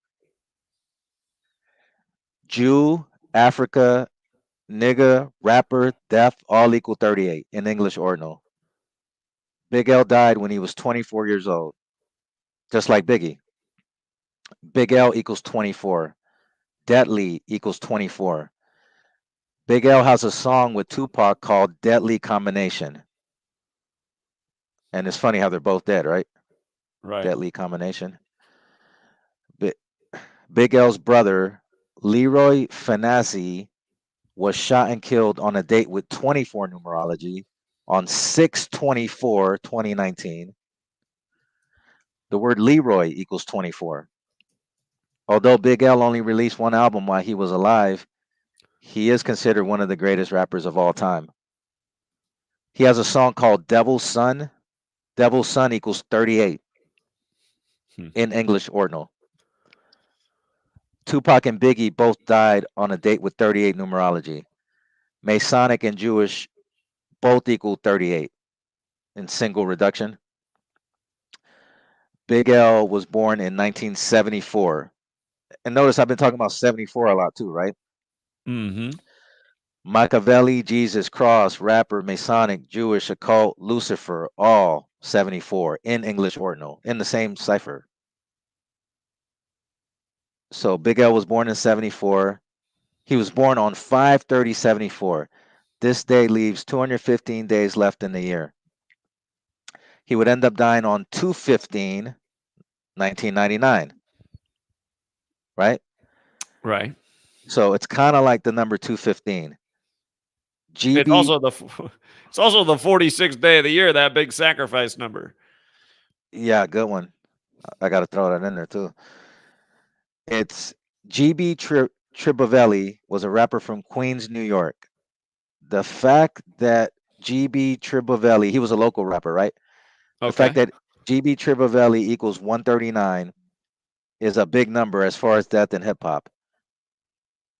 Tribovelli sounds like Machiavelli. He was from Queens, New York. Tupac, aka Machiavelli, died on 9/13/96, kind of like 139. Tupac Shakur equals 139. Freemasonry 139. America 139. Jerusalem 139. Big Pun's and Biggie's first name is Christopher 139. They are both from New York and often get compared to each other, Big Pun and Biggie. 139 is the 34 prime number, rapper 34, murder 34. Black also. Tupac, Black's also Black, 34. Just to right. remind people what they did this year, the Bob Marley movie came out on Valentine's Day, but then Aston Barrett of Bob Marley and the Wailers drops dead on the 34th day of the year, 11 days before the movie comes out. Black equals 11 forwards, 34 in reverse, and then the movie was One Love, which equals 34 as well. So, yeah, just a reminder, these patterns go beyond hip hop. But, yeah, please go ahead. Um, Tupac had beef with a few rappers from Queens, Prodigy from Mobb Deep being one of them. It's interesting to note that Prodigy and Tupac both died in Las Vegas. Las Vegas 49, America 49, Lord 49. On 6/4/2020, GB Tribovelli was stabbed in the neck by his girlfriend and he died on the same day. Speaking of stabbing, remember we talked about Drakeo and how he got stabbed in the neck. Prodigy died the weekend of sickle cell awareness or so, the weekend of that. Sickle cell anemia weekend, yeah, or weekday, or it might have been the day. And Tupac makes fun of him for having that on the song "Hit 'Em Up," which is another 38 as well. It's also 97, like the day he ended up getting shot. So we're told. And then there's that 34 again too. Hit 'Em Up, 38 and 34 like Murder and Rapper, 97 like Death, 97 the 25th prime going with his age of death. Right. Now, Flea Lord is another rapper from Queens who was Prodigy's protege. Flea Lord equals 139, just like GB Tribovelli and Tupac Shakur. It was reported that this is what was reported, right, by the media. It was reported in the media that Prodigy's cause of death was accidental choking. Accidental choking equals 139. Like, come on, like, who's really supposed to They're believe just sitting this? on the gematria calculator, like, how should we? Oh, here we go. Accidental choking fits. Okay, we'll do that. Right. Yeah, it's got to be like, come on, come on, like, and think about it, like, okay, so think about this, right? Like, these rappers, they all talk this big tough talk, right? They're the biggest gangsters in the world. So how come they're always getting shot and stabbed? And like, come on, like Drake, he talked a lot of tough shit. I mean, just like most of these rappers, but it's like, I don't get, like, at what point, like, do you fight back, or like, you know what I mean? Like, I don't know. It just doesn't make any sense. You're talking all this tough talk, but like, when shit goes down, they're always ending up dead, or you know what I Right. mean? Like, Or they're like driving to their death. Who was the Memphis rapper the other year that got killed on the anniversary of the death of the 3-6 Mafia member? oh, that's Dolph. Yeah, and he did that whole Illuminati thing, putting out the tweet about before he died about you got to make sacrifices to feed your family or whatever he said. So, Yeah. by the way, did you see what LeBron James said on the JJ Redick podcast like a month ago? Oh my God! Everybody Oh, needs to. no. Oh, I think I saw that. I Yeah, he think I saw. doubled down on it. JJ Redick asked him how he has such a long career. He said, "You got to sacrifice your loved ones." And then JJ Yeah. was like, Yeah. "What?" And then he just said it again. He's like, "You got to sacrifice your loved ones." I saw that. Yeah. Wow, that's. I mean, they give it to you in plain sight. You just gotta. It's right there in your face. Like, there's no way around it. Like, so anyway, so it was reported that Prodigy died of accidental choke, and that equals 139. Big L died on 139th Street in Harlem. Guru, the rapper from Gangstar's real name is Keith Edward Elam. Keith Edward Elam equals 139. Big L has a posthumous album called 139 in Lenox. Notice the address he died at, 45 West 139th Street. Hip hop equals 45. He died on a date with 45 numerology, Big L. The last day of Big L's life was February 14th, the 45th day of the year. He died in the time of Lupercalia, which I talked about that with Ketchy the Great and Drakeo. So Big L died in the time of Lupercalia, which happens from February 13th to February 15th. The 13th is the 44th day of the year, and February 15th is the 46th day of the year. Big L, at the time of his death, was preparing to sign a deal with Rockefeller Records, a label that was co-owned by Jay-Z. Big L was shot in a drive-by shooting on 2/15/1999. It was reported by the media that the shooting happened at around 8:30 p.m. Same way they reported with Drakeo, stabbed at 8:30 p.m. Right? Murder equals 83. The song "Murder by Numbers" came out in '83 by the band The Police, and then "Kill 44," Lupercalia 44, and Jay-Z has an album called 444. All right, so now speaking of 444, right?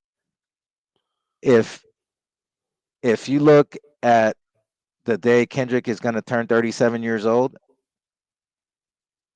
hold on, I June just had it. 17th. His birthday's June 17th. June 17th, but hold on.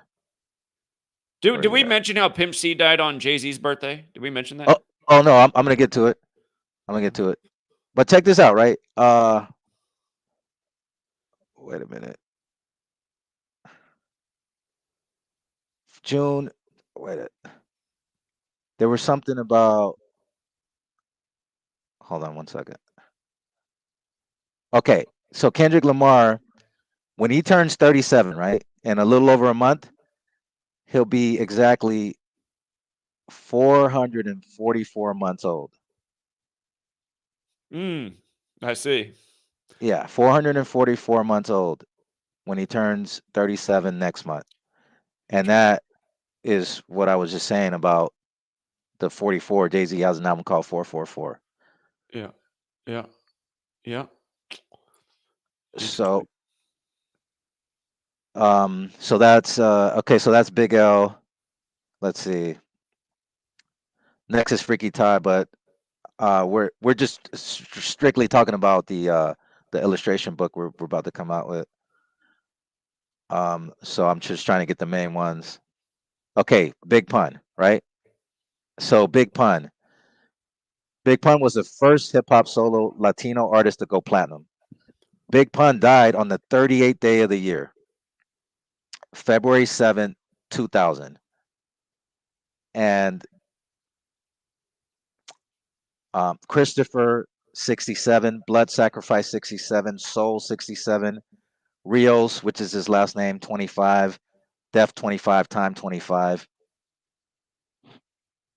Pun died 89 days after turning 28, or a span of 90 days. 90, when you write it out, is 33. Big Pun 33, New York 33, Masonry 33, Secrecy 33. March 3rd, or 3/3, is the 62nd day of the year.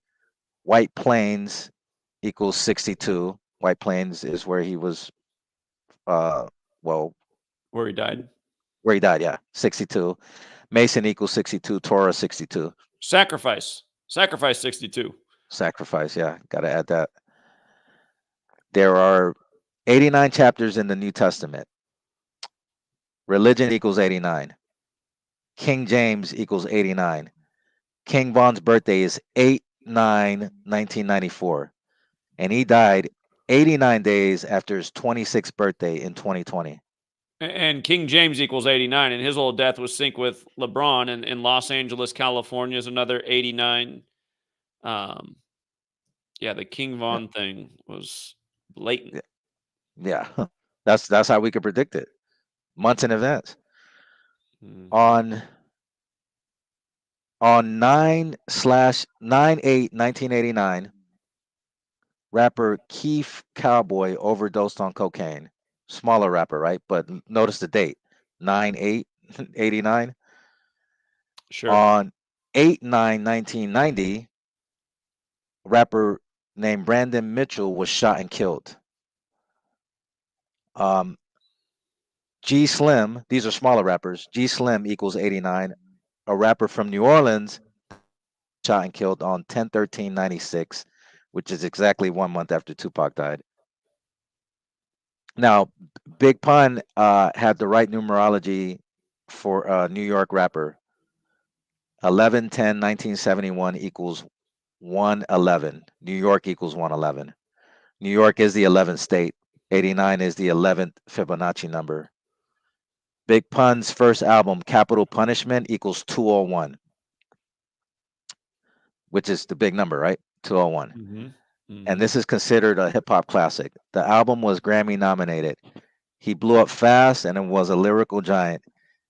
He gave hope that you can make it as a Latino rapper. He died of a heart attack and respiratory failure from a weight problem. His posthumous album was named Endangered Species. And that is a very interesting title regarding what I'm writing about in this book. Yeah. Endangered Species. Yeah. Yeah. After he died.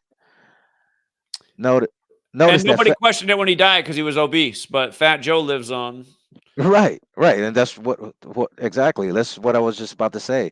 Notice that Fat Joe was the one who discovered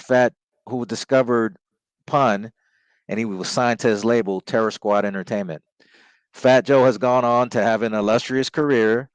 It makes me wonder because Big Pun was the one with the talent, and Yeah, everybody definitely the better rapper by light years. it's a known fact that Fat Joe has ghostwriters, just like Drake has ghostwriters.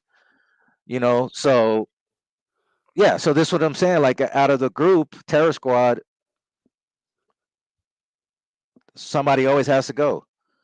So out of that group, Big Pun, who had the most talent by anybody in the group, including Remy Ma, including Fat Joe, including Cuban Link, he had the most talent by far. And they just try to say it's a weight problem, but we know it's got to be more than that. It's crazy how much they still play his song on the radio too. So much money being made off his, and maybe some of it goes to his family, but the majority goes to the record label. Oh yeah. So that's again, Big Pun. I forget do you know the Hawaiian guy that covered the song from Wizard of Oz, Over the Rainbow, on his little ukulele? You probably heard his song before if you didn't know, but he's a big obese guy too. He also dropped dead on the 38th day of the year, and nobody questioned his death either. I can't think of the guy's name right now, but you've probably heard his cover of that Wizard. It's like the most famous cover of that song. They'll play it on the radio. But yeah, both their deaths just remind me of each other because they both died on the 38th day of the year. Okay. So, well, speaking of the 38th day of the year, next I think we should do Pop Smoke. Okay. So I think we were on top of this one right away. We're like, this looks like it has to do with 50 Cent. And everyone's like, what are you talking about? And the next thing you know, 50 Cent's finishing his album, and they still got a song with him and 50 Cent on the radio to this day. Oh yeah, we hit the nail on the head on that one. It was too obvious. Yeah.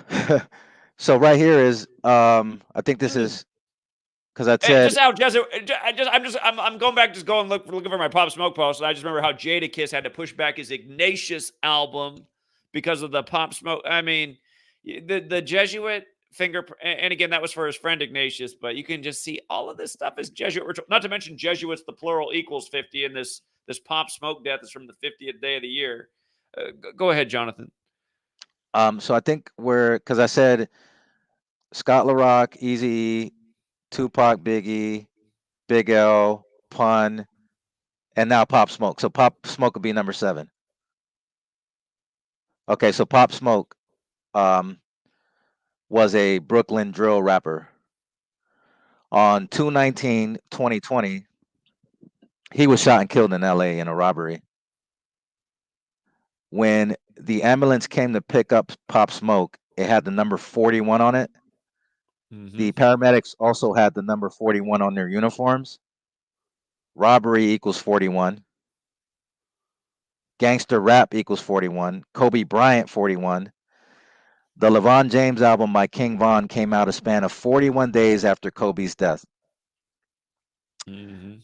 LA 41. Kobe was 41 years old when he died. King equals 41. Who gets the most credit for bringing drill to the mainstream? Chief Keef. Chief Keef equals 41. And one of his biggest songs is called Kobe. One of Chief Keef's biggest songs is called Kobe. And the Kobe video is 4 minutes and 1 second long.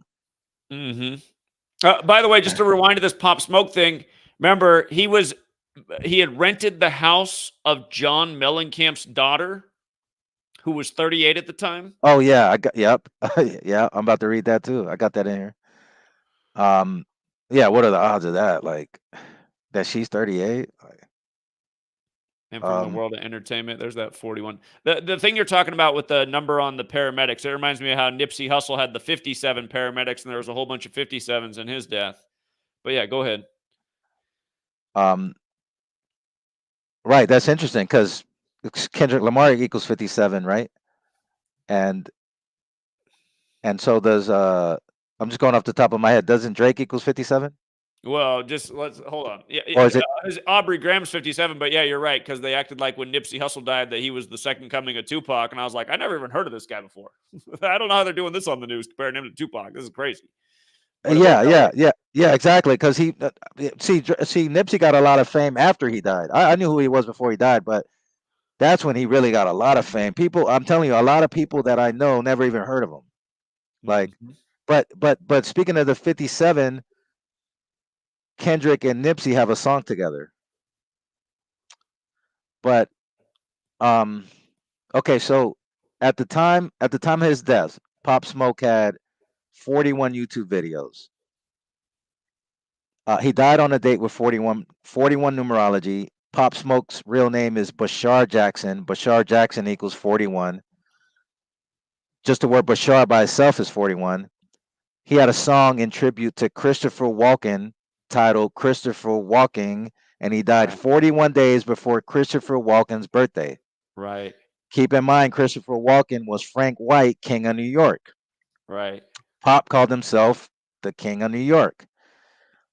Pac-Man, the Chicago rapper that gets the credit for inventing drill music, LEP, Bogus Boys, King Louie, Meade Ave 600, and Chief Keef also get credit. But Chief Keef brought it mainstream. But Pop Smoke sold the most records on a debut drill album than any other drill rapper ever has. As of December 4th, 2020, Pop Smoke's debut album, Shoot for the Stars, Aim for the Moon, is double platinum. He was able to achieve this feat in less than 5 months, which is almost unheard of for any artist at this time. So he went double platinum in less than 5 months. And this is a new, think about it, Pop Smoke is a new artist at this time. Double platinum for a new artist? That's crazy. Yeah. Yeah, indeed. You know, especially for a new artist. I mean, it's hard for established artists to do that. Like, so only 3 rappers went multi-platinum in 2020 in hip hop, and Pop Smoke was one of them. Roddy Rich's "Please Excuse Me for Being Antisocial" and Lil Baby's "My Turn" also accomplished the feat. And keep in mind, Roddy Ricch is from Compton too. Just like Kendrick. He was very connected to the Nipsey Hussle death, Roddy Ricch. Yes, because as soon as Nipsey passed, Roddy Ricch blew up. Like, yeah, I remember covering that at the time. So Pop Smoke did not start drill music, but he brought it to the forefront and made it global with the help of the powers that be. Pop Smoke equals 38 in the main cipher. Rapper 38, Murder 38, Death, R.I.P. Teddy Mellencamp Arroyave, John Mellencamp's daughter, was 38 years old at the time of Pop's killing. He was murdered in her house at his party. Notice how many times Pop Smoke if you ever notice, if you listen to Pop Smoke's music, right, he always uses the line, "I keep that 38 for the weapon." That's one of the main lines that he uses repetitively. I keep that 38 for the weapon. The word killing is 38 and 43. The media Yeah, I reported, mean, it's just like you look at gun calibers. There's a 22. The word dead is 22. There's a 38. Death is 38. There's a 44. Kills 44. I'm forgetting other ammunition right now that also fits the code. But yeah, not an accident. no way. See, so killing 38 and 43. The media reported the killing happened at 4:30 a.m. He died 43 weeks after his first single, Welcome to the Party, dropped. And notice he died at a party. Right. So people think this is a coincidence? No. Pop Smoke died at his own party. On 3/9/97, another famous rapper from Brooklyn died in LA after a party. Yeah. On 3/9/97, a date with 38 numerology, the Notorious Big was shot and killed in LA. On 2/7/2020, the 38th day of the year, Pop Smoke dropped Meet the Woo 2. And notice 2/7 is the same day that Pun died, the rapper we just talked about. 2/7 was the day Big Pun died. But on 2/7/2020, the 38th day of the year, he drops Meet the Woo 2, which is a mixtape that blew him up. 12 days later, he was dead from a shooting. Shooting equals 37, and 37 is the 12th prime number. And hold on. Yeah, 37 is the 12th prime number. Pop Smoke was 20 years old. Death equals 20. And this is one of the biggest deaths in 2020. And the fourth song on his multi-platinum album is called 44 Bulldog. Four is a number associated with death. There were 4 men who got charged with the murder of Pop Smoke. Allegedly, the watch they took off Pop Smoke's wrist was sold for $4,000. The main person who was charged in the murder, got 4 years in jail. The shooting happened on Hercules Drive. Hercules 44, shooting 44, kill 44, execution 44, Jackson 44, which is his last name. Pop Smoke died 228 days after 50 Cent's 44th birthday. Death equals 28. Excuse me, death equals 228 in English Sumerian. 50 Cent's breakout song is How to Rob. How to Rob equals 44. Pop got smoked in a robbery. In 50 Cent's TV show Power, 50 smokes his own son. 50 Right. I remember that now, how that it was all so perfectly connected. It was just like undeniable. For the troll in the chat saying that it doesn't matter unless you decode their birth name. I mean, it's just like a stupid comment to come in and it's probably just because you're trolling. Their rap names definitely matter. And then you're coming in saying that you need to decode their birth names for it to matter when it's on the screen. And we're talking about how the ambulance to pick up Bashar Jackson was number 41. And now he died on 41 date numerology. So, again, just to acknowledge the troll and then to ban them. And don't listen to this bullshit from the trolls in the comments. We if you want to learn how to decode shit, just watch how we do it over here. Because we've been calling the future better than you ever seen anybody do in the history of the world. And Jonathan's on that list too, because he's been on here calling the future too. So kiss my ass, trolls. Don't tell us what to do. Just pay attention and take notes over here. So I'm anyway, glad. I'm glad you said that though, because I decoded his real name. Yeah, And exactly. it's right there on the That's why screen. they're trolling that, because they're just writing bullshit. That's what trolls do. It's like they see that's on the screen, so they're like, "Here, I'm just gonna fuck with them and just write something stupid." But now you're both blocked, so go make a new account and I'll block that one too. All right, go ahead, Jonathan. All right, so where was it? Oh, okay. So 50 Cent's breakout song is How to Rob. That's 44. Pop got smoked in a robbery. 50 Cent's TV show Power. 50 smokes his own son. 50 Cent's character is Kanan. Kanan equals 41 to go with Bashar Jackson, which equals 41. right? So Canaan equals 41, which is a play on Cain and Abel, where Cain kills his brother. 50 and Pop look alike, and they have the same last name. It makes you wonder. Pop Smoke died on the 50th day of the year, like 50 Cent, who executive produced his multi-platinum debut album. This day leaves 316 days left in the year. John 3:16 is about how God loved the world so much that he gave up his only son, and whoever believes in him will have eternal life. Pop Smoke was the biggest rapper to die in 2020, along with King Von. And on the 316th day of the year, on 11/11/2020, Mo 3, a rapper from Dallas, Texas, was shot and killed. So that's Pop Smoke right there. Mm-hmm. And I think next should be King Von. Let's Okay. see. Let me see.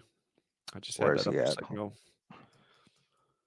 King Von, November 6th, by the numbers, right after LeBron wins the finals. And again, in March of that year, we'd pointed out why King Von looked like a dead man in light of his album in tribute to LeBron. And then it just couldn't have been any more synced up. We were on top of it right as I remember those days. I was broadcasting from my sweet lady's closet. But yeah, go ahead, Jonathan.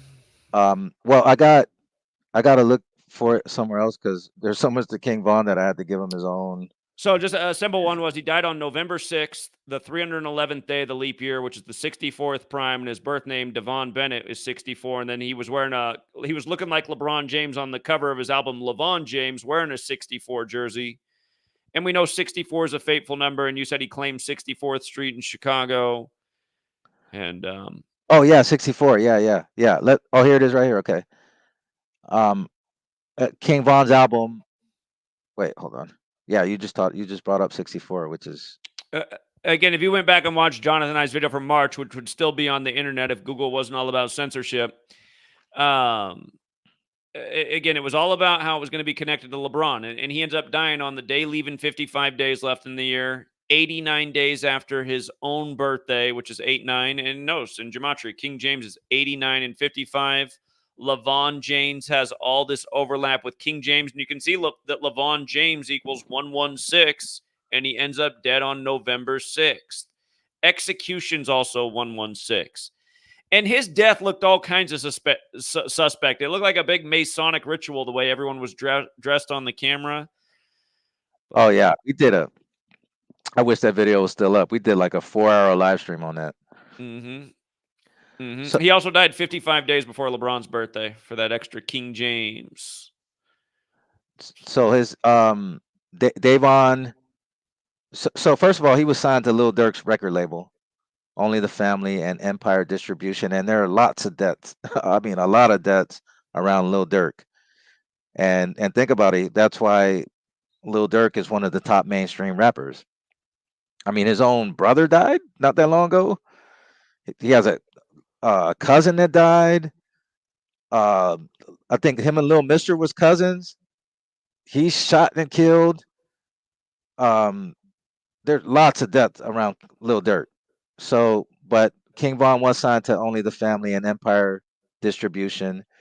And you just brought up the 64. So Davon Bennett, which is King Von's real name, 64, Kill 64, Synagogue of Satan, 64. King Von's album in tribute to LeBron James, aka King James, came out on March 6, 2020. On the album, it shows the scoreboard. The home team has 24 and the away team has 6. Right. And the BD equals 24. B is the second letter and D is the fourth.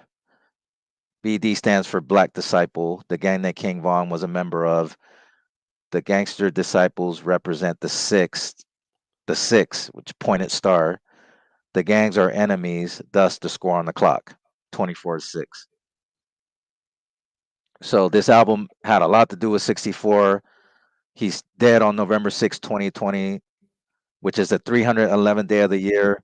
which is the 64 prime number, which you just talked about this a little bit.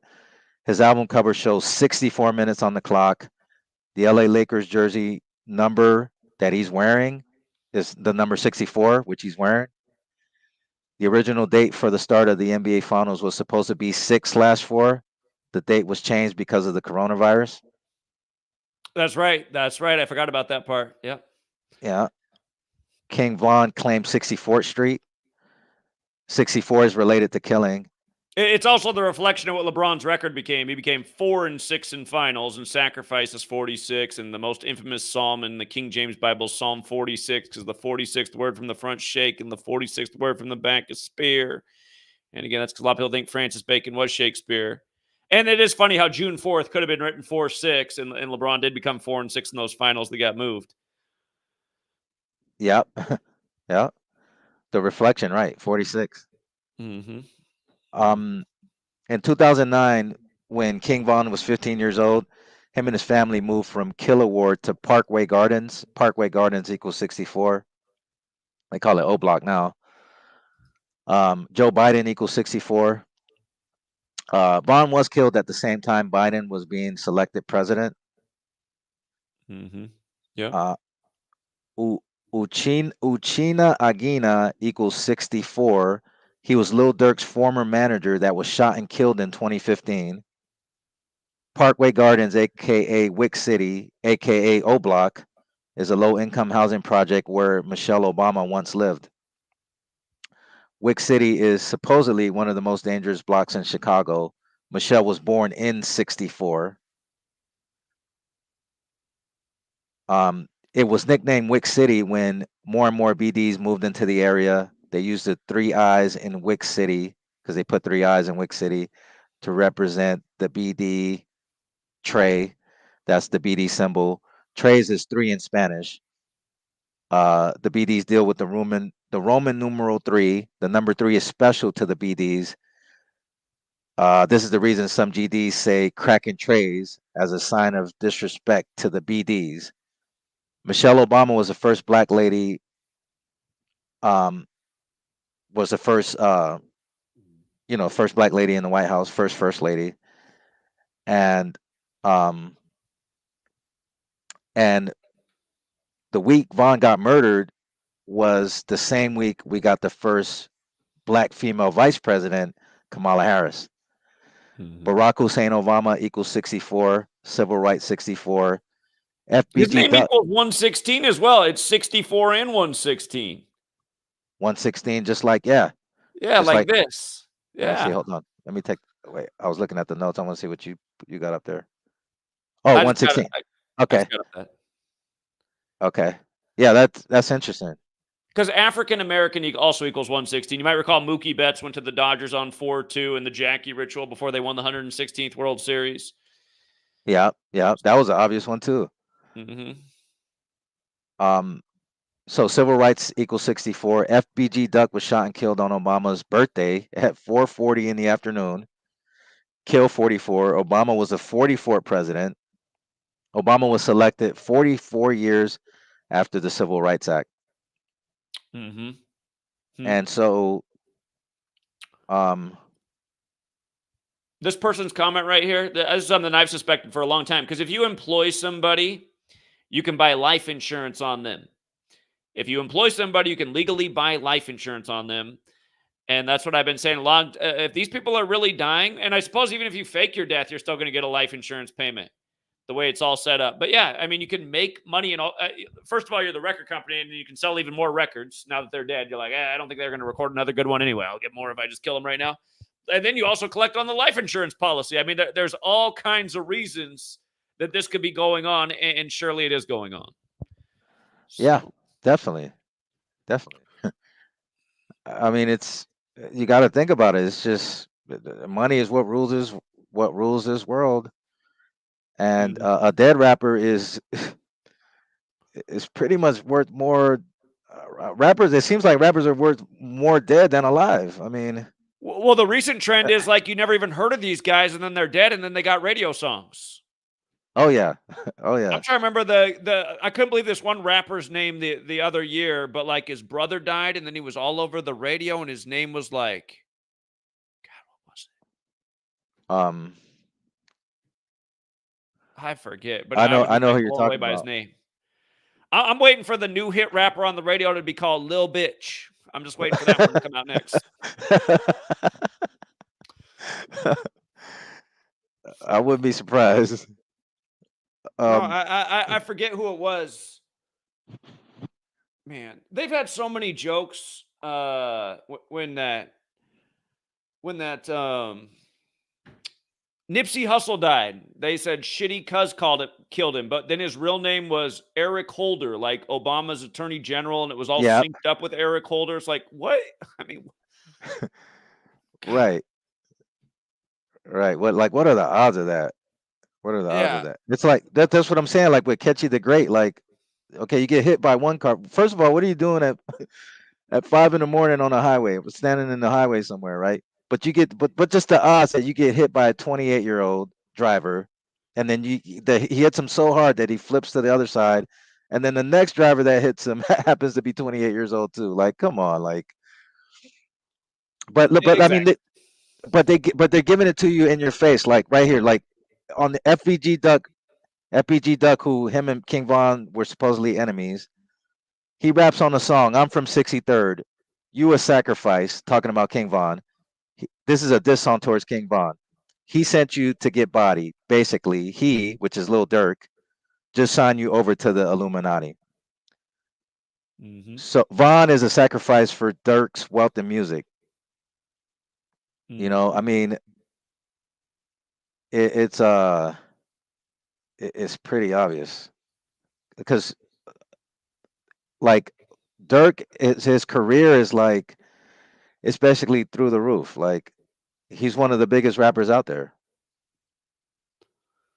Yeah, Um, his name's come up a lot. let me hold on. Let me see what else I got. Somebody said King Von was named rap's first serial killer. You know anything about that? Yeah, well, there's um, supposedly from the research I did, he's killed 7 people. That's what they say. That's what the research shows. But I'm like, how do you kill 7 people and get away with it? Basically, um, let's see.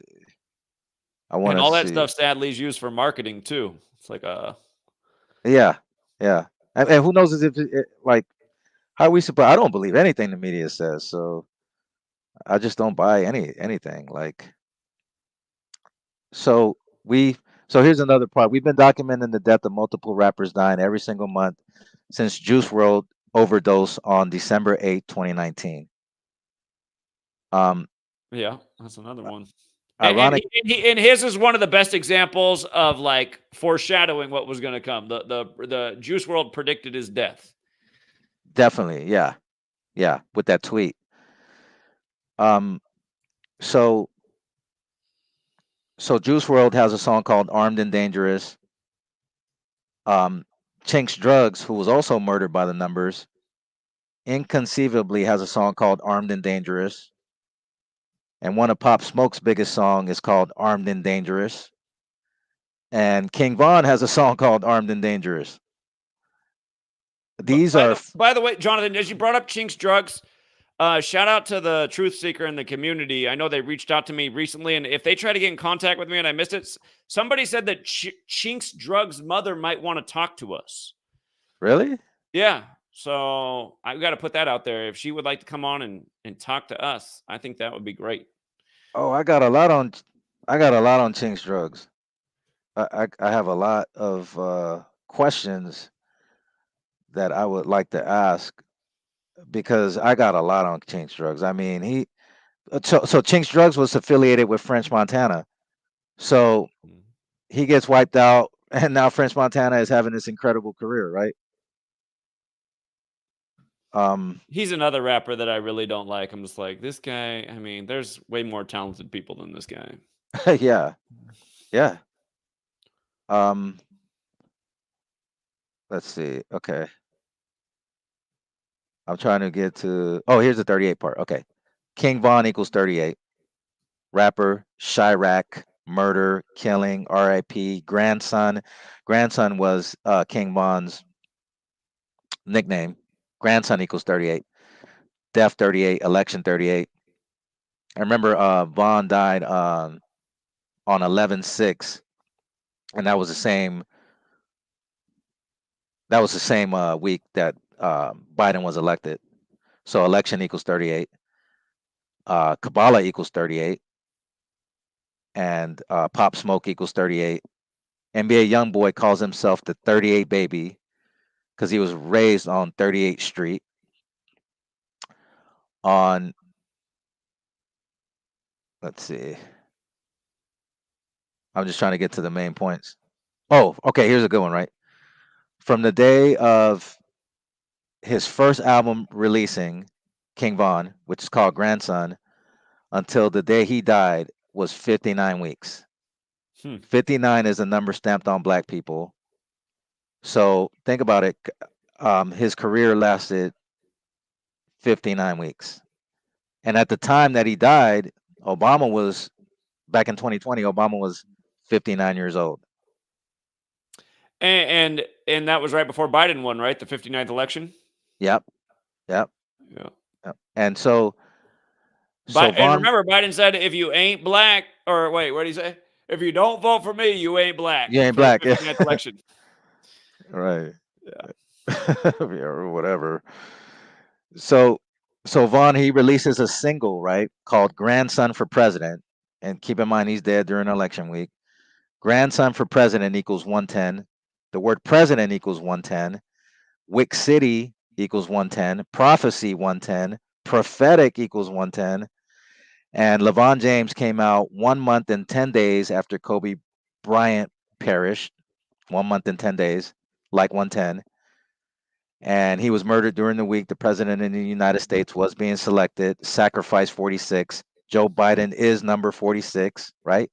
46 president of the United States. LeBron is now 4-6 in the NBA Finals. Chicago equals 46. King Von's 3 a.m. video came out on 4/6/2020, which is a single off LeVon James. He would die exactly 7 months later on 11/6/2020 at 3 a.m. Yeah, go figure. 7-3, kind of like that sacrifice. And the reflection of 46 is 64. Think about all the 64s I covered earlier. And okay, so yeah, I just want to talk about Chinks Drugs real quick since his name came up, right? Chinks Drugs equals 46. It's the same number we're talking about, right? Sacrifice number. Mm-hmm. So Chinks Drugs, why is he relevant in this story? Because French Montana sacrificed him in 2015, and Chinks was signed to Coke Boys Records.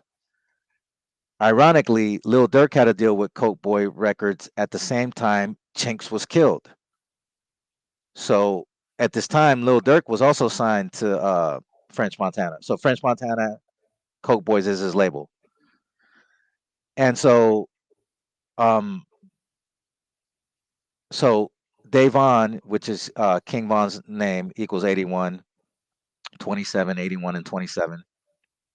It's a perfect match. So 81, 27, 81, 27. It's a perfect match with the word ritual. Well, not perfect, but it's in the word ritual, it's 81, 27, right, and 81 in it. So 3 out of 4. Mm-hmm. And Davon is King Von's first name. A perfect match in 3 out of the 4 base ciphers. FBG Duck equals 27. Bennett, which is Von's last name, equals 26. And he died at the age of 26. And Kobe died on the 26th of January. Von was sacrificed 26 days after the Lakers won the championship. God equals 26, $26, 26 letters in the alphabet. FBG Duck was 26 years old when he was murdered. And Von died in a shooting 109 and 37. Bennett 109 and 37. Joe Biden equals 37. Chicago 37. And Georgia 37. Chicago is where Von was born. Georgia, which equals 37, is where he died. So that's that as far as Von goes.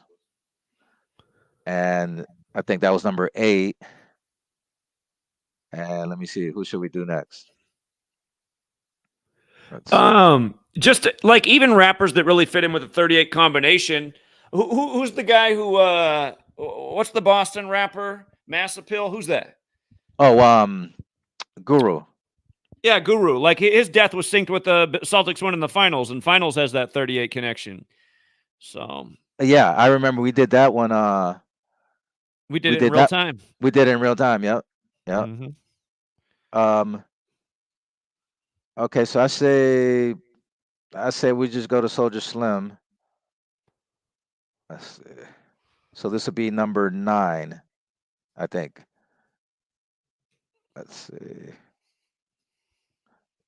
So there's a there's a lot of 38 when it comes to Soldier Slim. Like a lot. Okay. Soldier Slim is another example of a 38 special. Soldier Slim was signed to No Limit Records. Master P was ahead of this label. The tank was a label symbol. No Limit equals 38 in the most important cipher. Master P equals 38 in single reduction. The tank equals 38. Rapper 38, Masonic 38. So when you add so when you get SS, which is Soldier Slim, his initials, SS is 19 plus 19, that equals 38. So Soldier Slim was shot and killed in the front lawn of his mother's home on 11/26/2003. He was shot 4 times. And keep in mind how many times we brought up the number 4, right? His second project was a 4-track EP called The Dark Side and was released on Hype Enough Records. His first project was called Soldier for Life. Soldier for Life equals 43. RIP equals 43. Killing equals 43.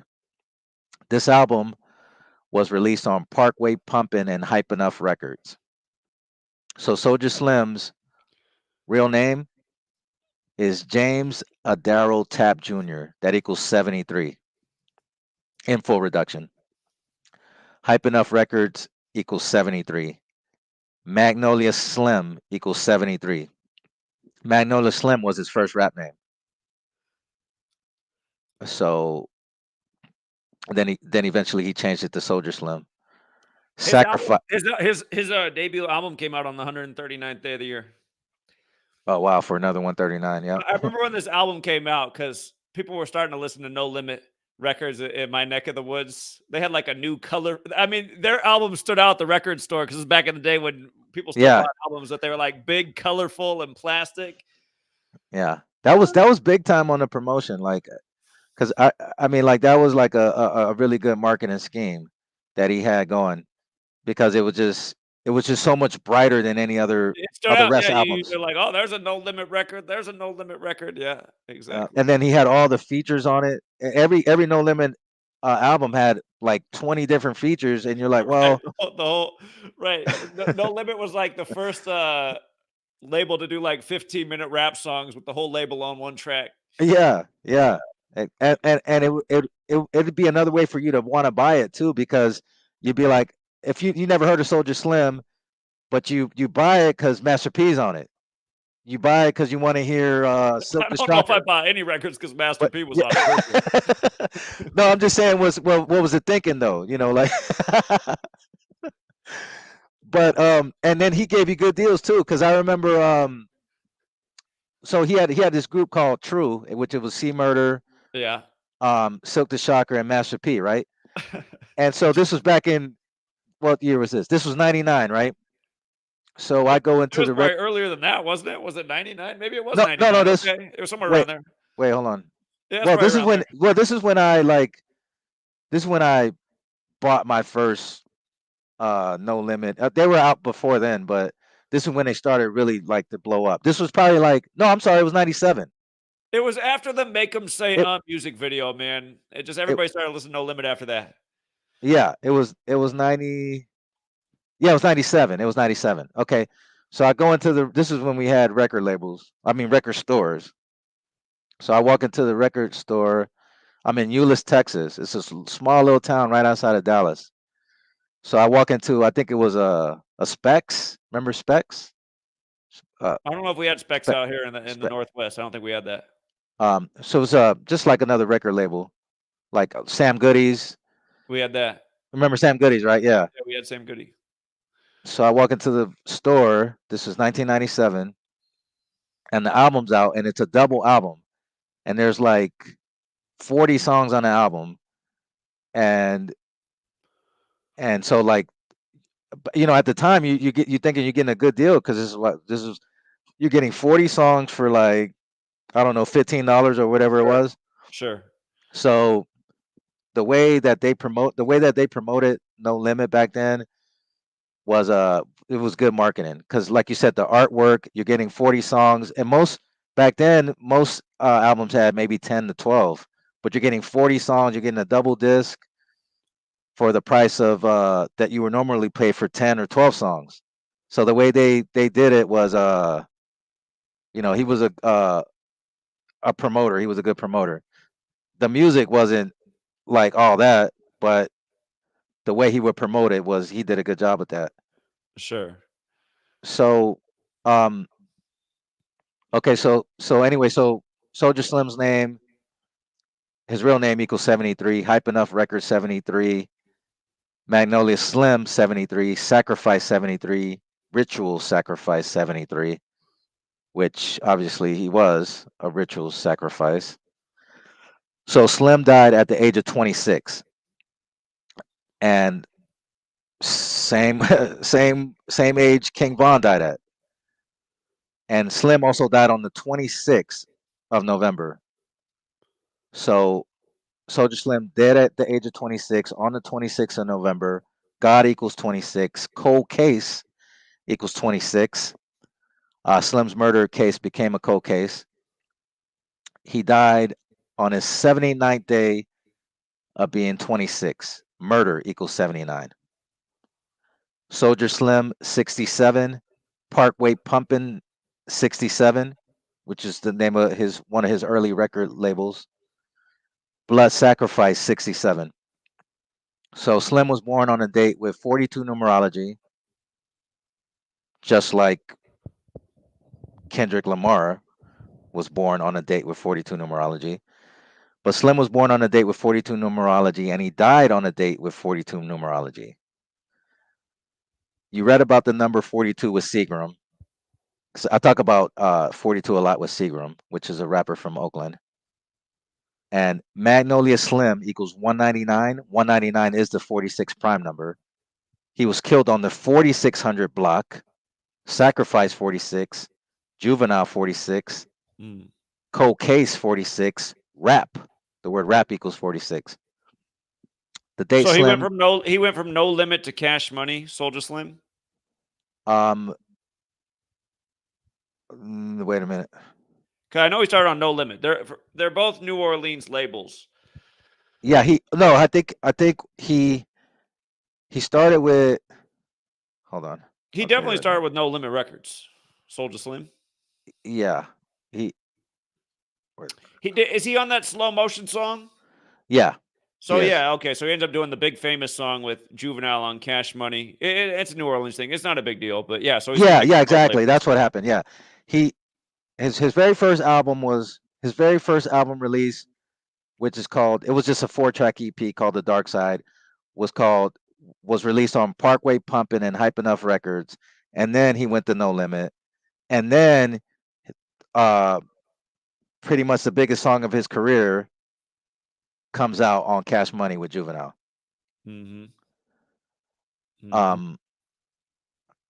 So yeah, so he's cocaine. So let's see, Magnolia Slim equals 199. It's a 46 prime number. He's killed on the 4600 block. Sacrifice 46, Juvenile 46, Cold Case 46, Rap 46. The date Slim's alleged killer was arrested was a date with 46 numerology. Slim died on a date with 60 numerology. The M word equals 60. His first album on No Limit Records was called Give It to 'Em Raw. which equals 60. New Orleans has a 60-day rule that I'll explain below. The word Mason equals 211 in Jewish. His death came 211 days after the birthday of Master P, and he recently left No Limit. So when he died, he had recently left No Limit because he wanted to start his own label. So 211 is the 47th prime number. Master P would often rap about the numbers 211 and 187. Soulja Slim's biggest song was called Slow Motion, which equals 47. This song was released on Juvenile's album, Juvie the Great. It was Soulja Slim's and Juvenile's first #1 hit, and the song was released after Soulja Slim's death. So he dies, and then all of a sudden he gets a #1, his first #1. Funny how that works. And now you look at Juvenile, now he's doing Vax That Ass Up in the COVID pandemic, man. Just oh yeah. Crazy. This proves that the death of Soulja, this proves that the death of Slim benefited No Limit Records as well as Cash Money Records. These were the two biggest hip hop labels from New Orleans at the time. Juvenile was signed to Cash Money Records. Garrell Smith was arrested for the murder of Soulja Slim on 12/31/2003, but no one would testify against him. The police had evidence, but it wasn't enough to get a conviction. New Orleans has a 60-day rule. If you're not charged with a crime because of a lack of evidence and witnesses, the person must be released. Smith got arrested for 3 more murders by 2008 for a grand total of 4 murders. He was released based off the 60-day rule and lack of witnesses for all 4 murders. On 8/13/2011, Smith was found shot to death. And this was supposedly the person who killed Slim. At the time of Soulja Slim's death, Master P was 33 years old, meaning he was in his 34th year of life, Master P. Soulja Slim equals 139 for the number we've been talking about. 139 is the 34th prime number. Rapper, Murder, Jesus, and Black all equal 34. Yep. So that's Soulja Slim. And again, that first album of his came out on the 139th day of the year. So, okay. Yeah. And debuted at #4. So he was number 9 on the list? That was, yeah. Okay. So we're hitting number 10 now, huh? Or was that number 8? Oh, I don't know. You tell me. You got the list. Hold on. Wait a minute. Hold on. I was thinking Vaughn was 8. I thought you said Vaughn was 8. Okay. Yeah, that sounds right. Okay. All right, so number 10. So let's see, who should we make number 10?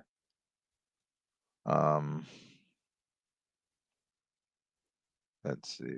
We might have to revise this top 10 because there's some more famous people out there that have died too. Yeah, because I think it's most famous names.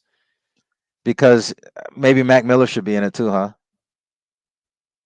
Yeah, a lot of people seem to care about his death. Well, DMX.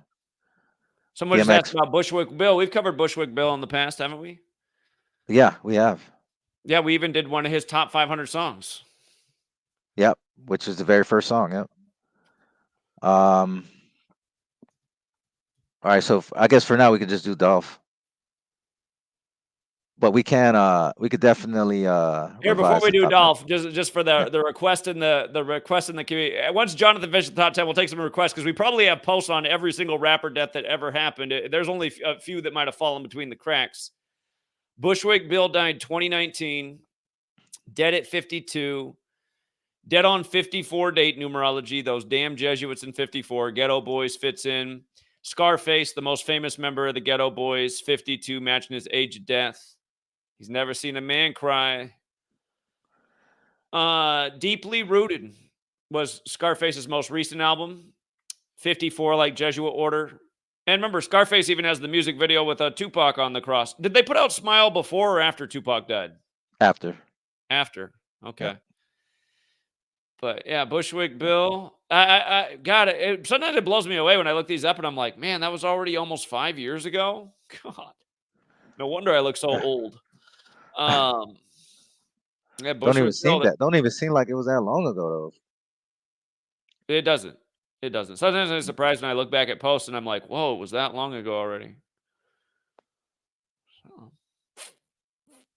though. Bushwick Bill, 50. Dead, what was it? We had the Bushwick axe murders on 4/20 that year, and then Bushwick Bill's dead 50 days later, and Bushwick Bill's 50. The date June 9th, the day he passed, can be written 9/6. Bushwick has that 96. So yeah, those were some of the things we caught about that passing. Huh. You know, I'm realizing he's wearing a POTUS t-shirt, President of the United States. We know president equals 52, like White House, like government, like authority. We might have to go back and give this a look. Bushwick Bill. Ghetto Boys were probably popular when Bill Clinton first came in office. I bet there's more to this.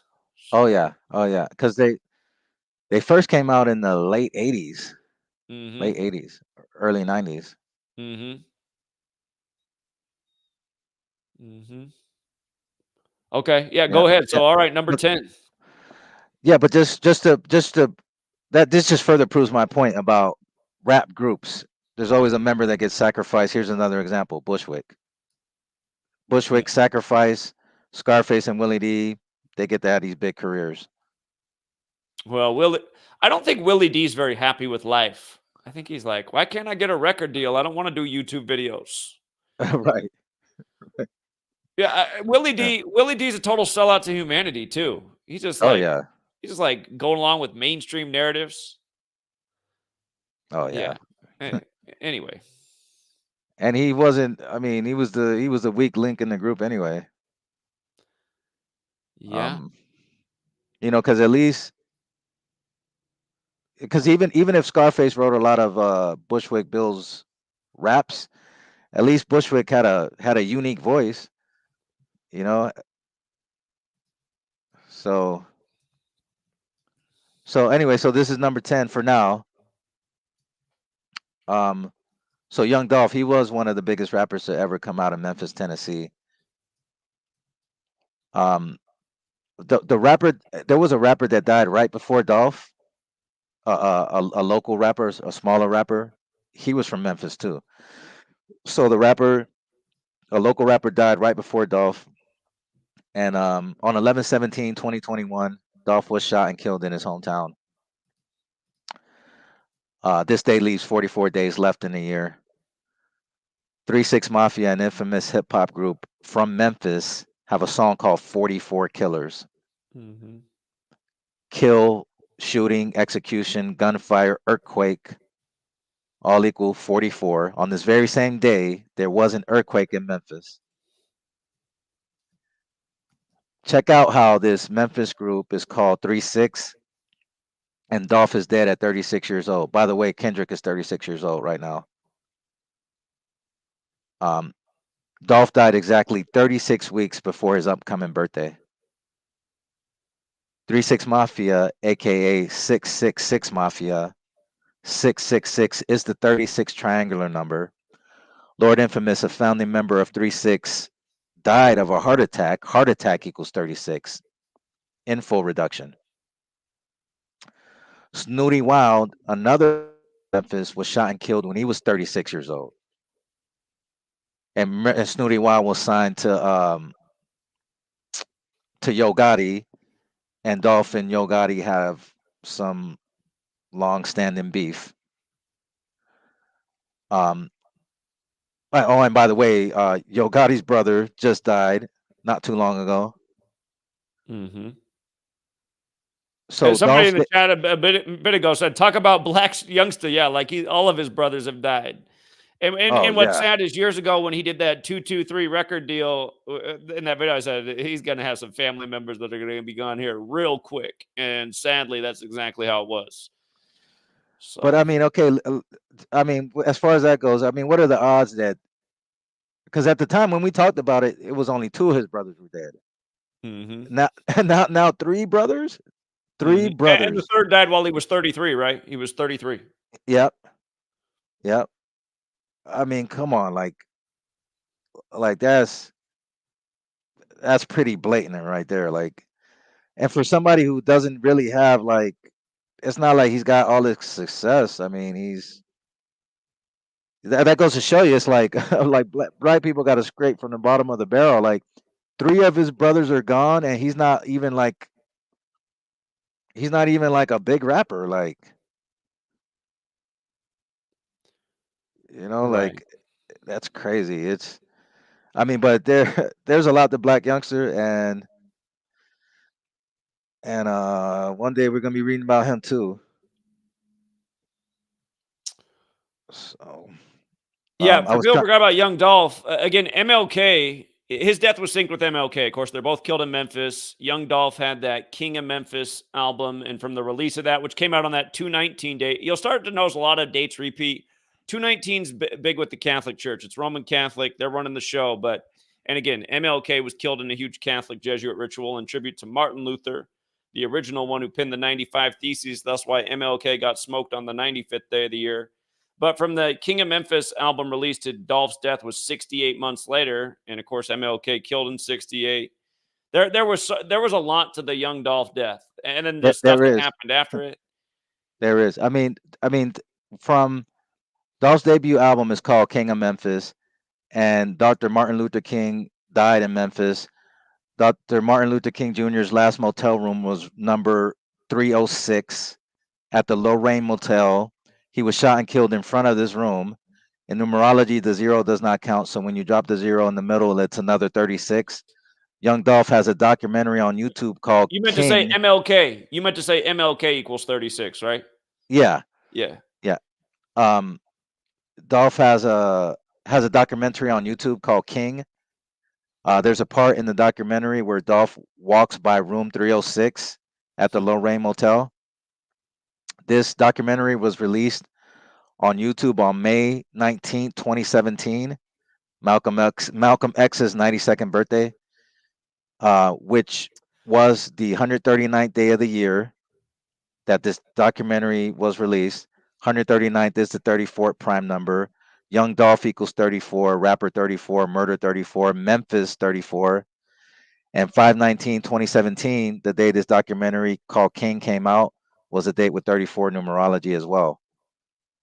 The the very first song on Dolph's very first mixtape is called I'm Gone, kind of like how he's gone now, and that equals 36. Keep in mind he's dead at 36. Um, YFN Lucci has his own song called I'm Gone.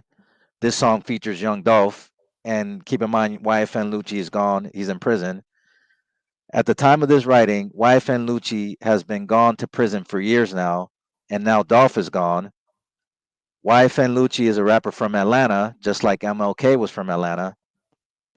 YFN Lucci equals 39. MLK and Malcolm X both dead at 39 years old.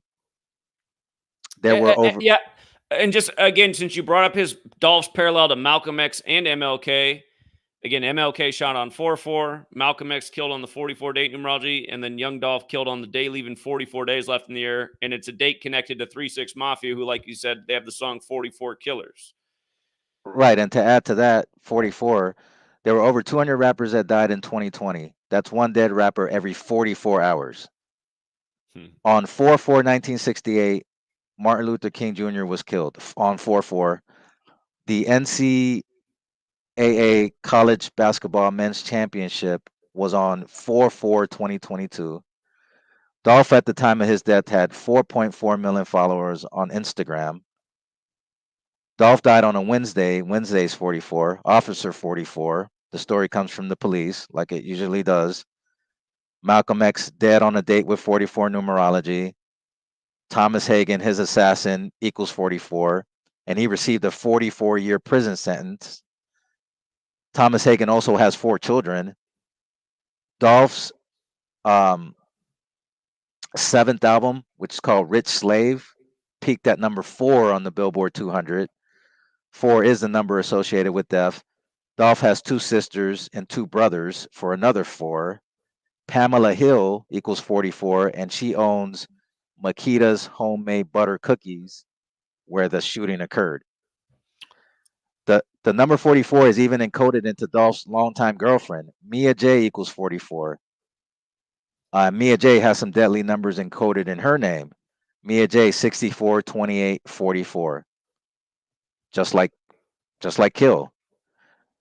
Dolph's longtime partner Mia started a campaign in 2020 after her brother was killed, called "Black Men Deserve to Grow Old." So her brother was also killed, operating under her Momio clothing brand. We keep emphasizing that the Jesuits kill rappers in a Jesus ritual. Momio is 61 and 74, just like Jesus. Castalia Heights equals 61. Castalia Heights is the neighborhood Dolph grew up in. So, Key Glock is a rapper and cousin of Young Dolph. He signed to Paper Route Empire. Paper Route is a label Dolph owned. At the time of Dolph's death, he had 2 albums called Yellow Tape, Volume 1 and Volume 2. Yellow Tape equals 44. When Dolph died, Dolph had on a yellow shirt. The word yellow equals 25, death 25, time 25. Key Glock was 24 years old at the time, meaning he was in his 25th year of life. Yellow tape is put up by police to protect the crime scene. Now look at the success. So Dolph died about 3 years ago, and ever since then, Key Glock has had a lot of success.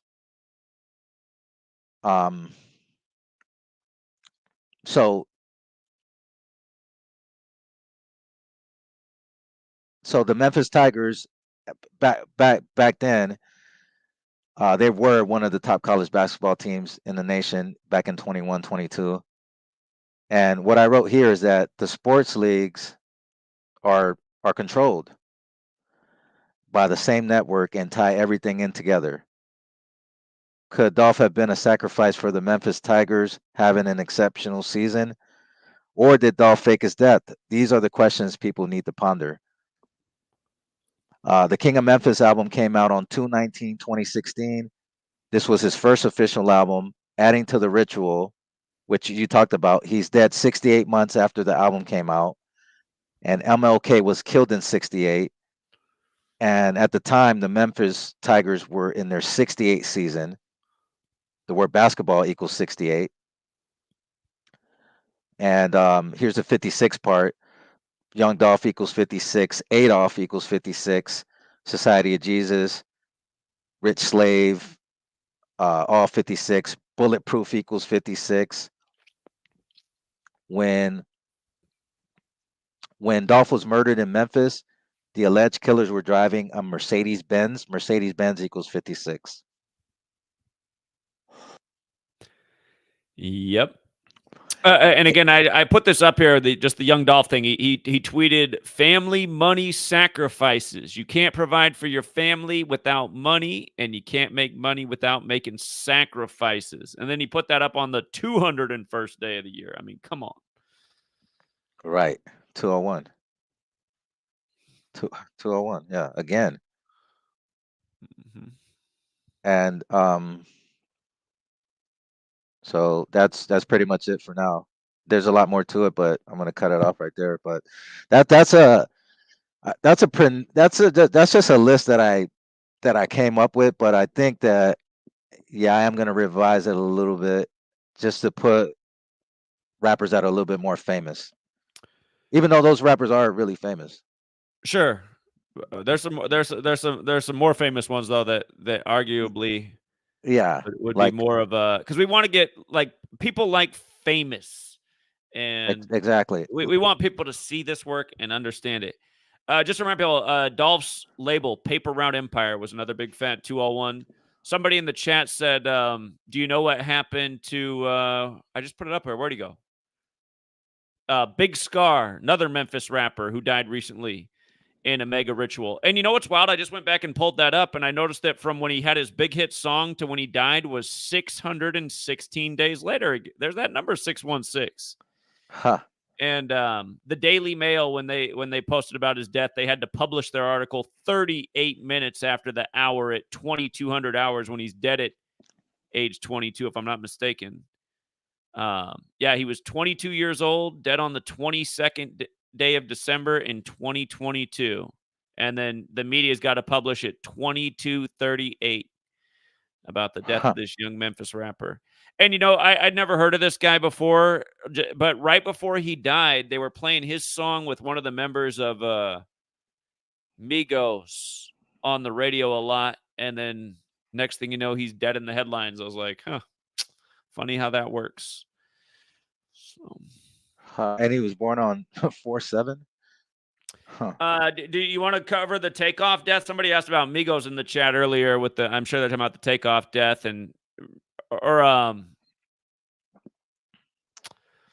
I remember his death was very much connected to something that happened in Miami. Do you remember how this whole story went down? Oh yeah. Yeah. I'm just going off the top of my head because I haven't written about Takeoff yet. But he the first attempt. Oh wait, I got it right here with the Mac Dre thing. Mm-hmm. Hold on. So the first attempt on the Migos' life was they were in a van in Miami, and Miami's a 305 area code. And I think I'm going off the top of my head. I think Takeoff died on the 305th day of the year. Correct. So, but I do have a little something here on because it relates to Mac Dre. Hold on. Oh, right here. Okay. So let's see. Oh, here it is. Okay. Mac Dre was killed in a van in Kansas City. A car pulled up on the van he was riding in and started shooting on the highway. 18 years to the day, Takeoff and the Migos would be shot and killed on 11/1/2022.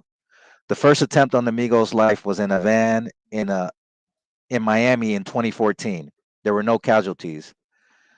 The circumstances were like Mac Dre's situation. A gunman pulled up to the side of the Migos on the highway and started shooting. Keep in mind, the shooting was in Miami, the 305 area code, and Takeoff died on the 305th day of the year in 2022. Diz equals 35. Diz is Mac for creating this style called Diz. And the word Diz equals 35. Takeoff had on Vans, sneakers, was killed.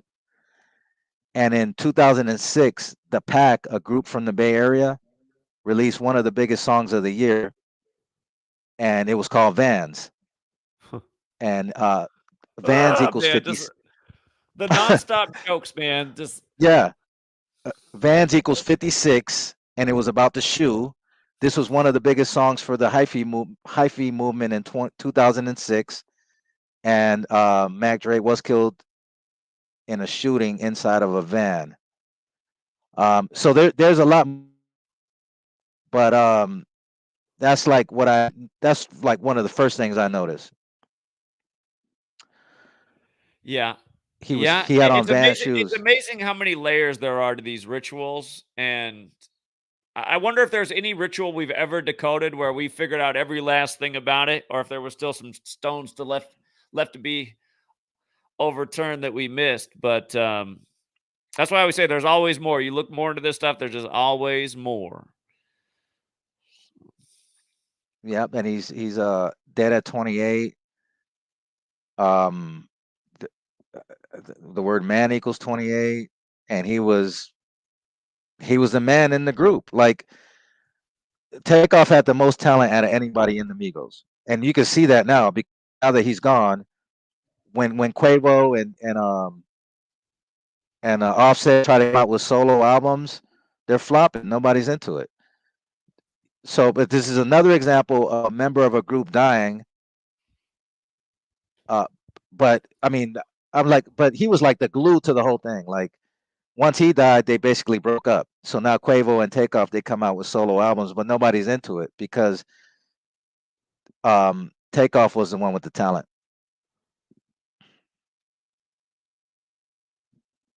Yeah, yeah. Seems to kind of be what they like to do. Somebody in the chat said, "What about Nate Dogg?" Nate Dogg died on the Ides of March, which is already connected with killing. It's the 74th day of the year. If we're gonna write a second book about hip hop related deaths, well, you made the point about 44. That could be it too, but 74 could be another.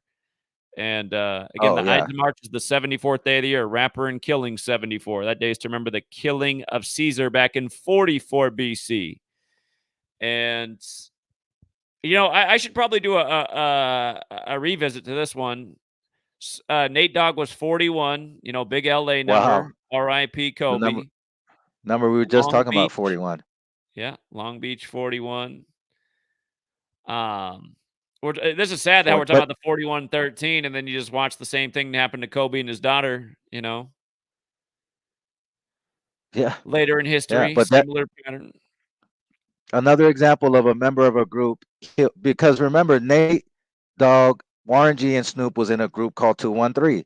So here's another example of a member dying of a group. And Nate Damn. Dogg, Look at this, man. Speaking of Kobe, again, 157 is the 37th prime. Nate Dogg equals 37. So does Los Angeles. Kobe Bryant equals 157. Died on the 157th day of being 41. Kobe Bryant's also 41. Died on the 37th anniversary of Bear Bryant. Some parallels here. Go ahead, Jonathan. I didn't mean to cut you off. Go ahead. no, I was just that's all I was gonna say about that. They said he died from a I, stroke. Stroke equals 74, going with dead on the 74th day of the year. I haven't done Nate Dogg's yet, but this will be a good start right here. All those 74s He did begin as a gospel singer, Nate Dogg.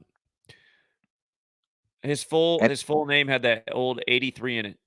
the 97. Yeah. I bet there's a lot more to Nate Dogg's death.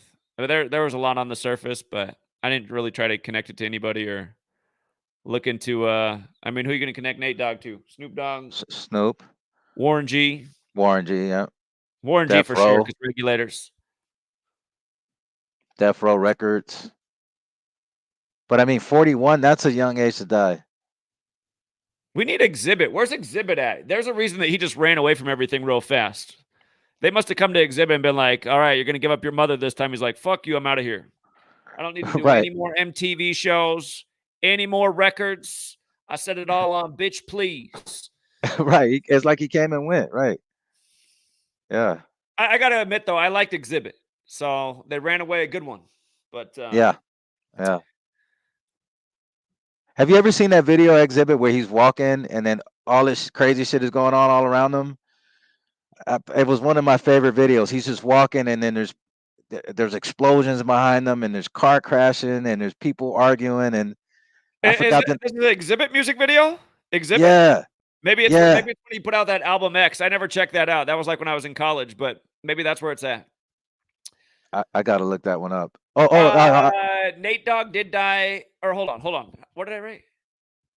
No, this is some kind of mistake here. Hold on. Nate Dogg. That's a typo. I bet I was high that day. I was smoking too much weed every day.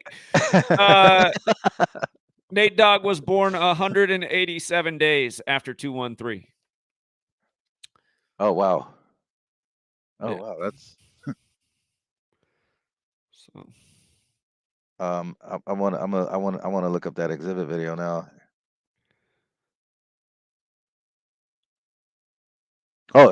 Speaking of 666, right? If mhm. you look up I want to show you this album cover of this album that came out on Friday, a couple days ago. It's called Big X the Plug, and the name of the album is called Meet the Sixers. And I just want you to I want you to see the numbers. Um, if you could if you just type in Big X the Plug, I found his meet. Instagram. It might be easier on YouTube. I found the Instagram. Or yeah, he's got to have the cover on the Instagram. I'm pretty sure. What's on the cover? Um, that's not it. It's Wait, it says it's the 666s. Oh, yeah, no, that's not it either. This one right here, Meet the Sixers. What is that But about? Can it's I click on it? no, that's not it though. That's not it? It's that's not the cover. No. You might want to try because I got it on YouTube. Yeah, I got it on YouTube.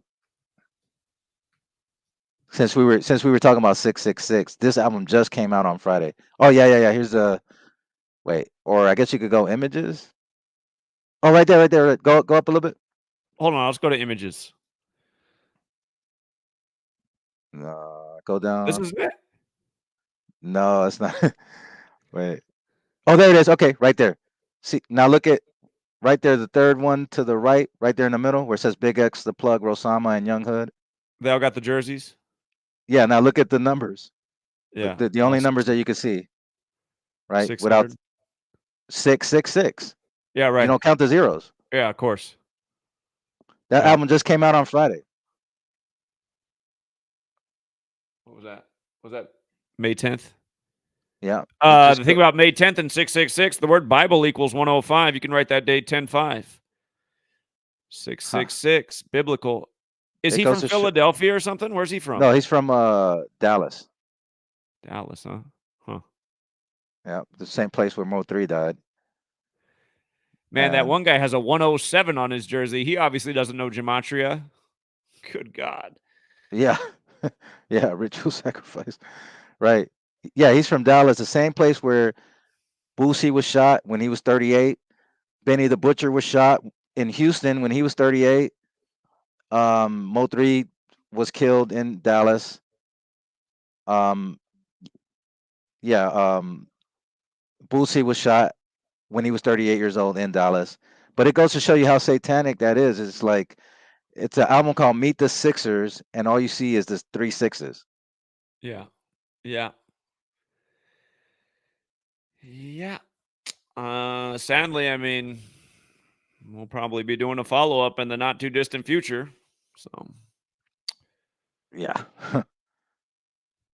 Yeah. yeah. I mean, All it's right, if you're in the chat and you guys want requests for other hip hop related deaths that maybe we haven't covered yet in this stream, put it out there.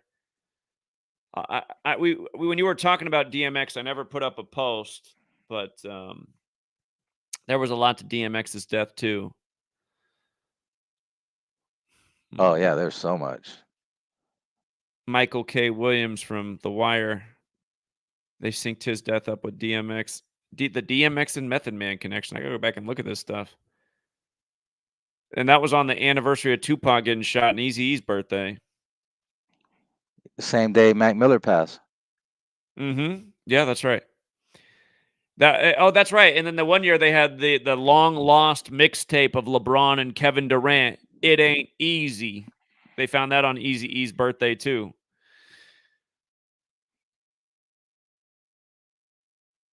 Let's see. Yeah, they were so.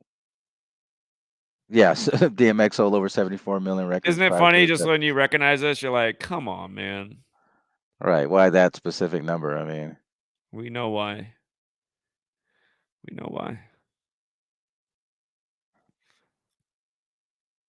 that's a lot of records. I mean, that goes to show you that DMX was he's probably the biggest rapper to die in the last 5 years. Well, if you ask me, he's the biggest rapper to die since Tupac and Biggie, I'd say. Who else Yeah, died? I already forgot all their names. So yeah, yeah. Probably since Tupac and Biggie. You're right. You're right. They hyped. I mean, they hyped Nipsey up a lot, but not even comparable. right. DMX died 38 days after his manager's birthday. Are we sure we're not putting DMX in the 38 book? We have right at the top. Yeah, put him in. Yeah, no, 38 days after the manager's birthday. Right. How blatant. Did we cover that earlier? Oh, and his manager was 59 at the time. Come on, man.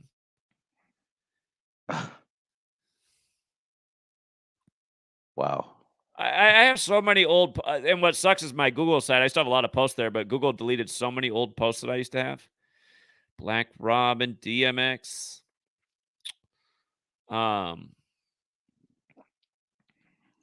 Yeah, there's a lot to DMX. I mean, oh yeah. That's right. And then when he died on Lil Nas X's birthday, it had the perfect overdose sequence as well. Oh yeah, it was Good Friday he died. And then I think that was the same day that Queen Elizabeth's husband died at age 99 on the 99th day of the year when his name equaled 99. But yeah, DMX had a Saturnalia birthday. Huh.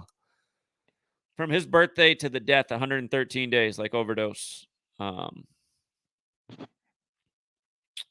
yeah, the very first time I heard DMX was on Mace's Harlem World album.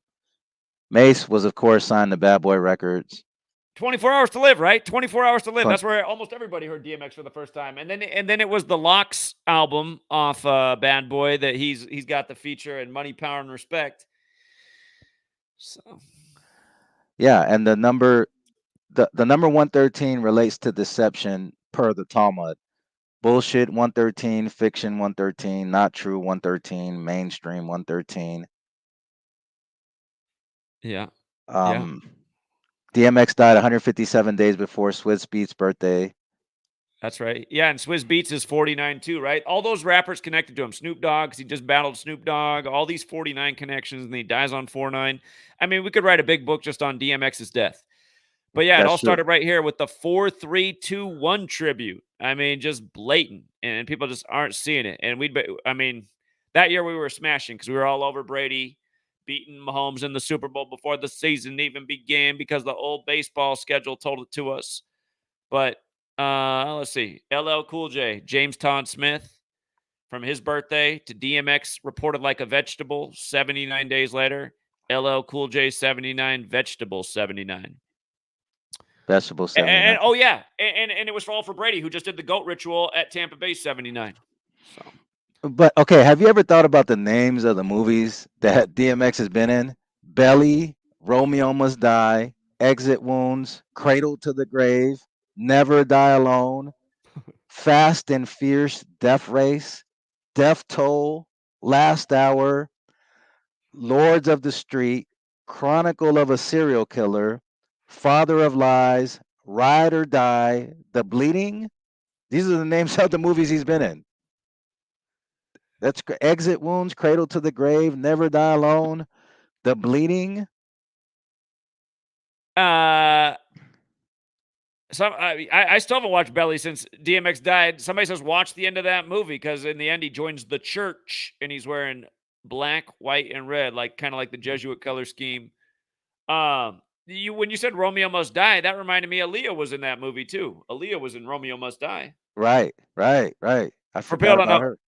Jeff Young told me that Aaliyah was really a boy. I don't want to believe that. That better not be true because I had a crush on Aaliyah. So Me too. I think everybody did. man, she better not have been a boy. That'd make me mad. That's like then they're trying to dupe us into being gay. So Yeah. Belly has that gematria 56 and 79 like Society of Jesus. Now, okay. Now the rumor is that this is just a rumor. Okay, just speculation. The rumor is that DMX took the jab, and a few days later he had a heart attack. Now, this rumor came from a family member who says he took it so he could travel and perform. This family member was quoted as saying that no one mentioned anything about an overdose to them. Now, that's just a rumor. That's just a rumor. They say he took the jab. A few days later, he's dead from a heart attack, and he had to take the jab to perform. That's just a rumor. Now, I mean, and that's we know from a it wasn't family. the jab that got him. It's too perfect. The ritual's too perfect. Yeah.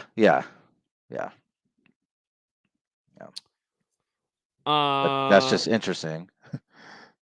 There's a lot more we could say about DMX. Should we switch over to Black Youngster though, because he's had quite the string of tragedies since his big record deal. Oh yeah. I was trying to bring up Black. Yeah, I was trying to pull up on. This is a more recent post. I got an old post on this guy from his whole 223 record and what that was really all about. That keep in It mind, says, Black. Yeah, he has an album called Illuminati and yep, 223. exactly. His birthday's 4/8. Illuminati equals 48. 223 is the 48th prime. The Synagogue of Satan's 223. Fateful. I'm trying to hold on. I'm trying to pull up the His birth names name of is Sammy Benson. 4869 like Illuminati. Going with his 48 48. birthday. The Cain and Abel 69 with Cain and Abel 69, Bible 33. He's lost his third brother at age 33. Genesis also equals 33, where the story of Cain and Abel is. And by the way, with regards to 4 and death, Genesis 4 is the story of Cain and Abel. Just speaking of 4 and death. And look at that. It's Genesis 4:8. Now Cain said to his brother Abel, let's go out to the field. While they were in the field, Cain attacked his brother Abel and killed him. I mean, look how perfect it is, you guys.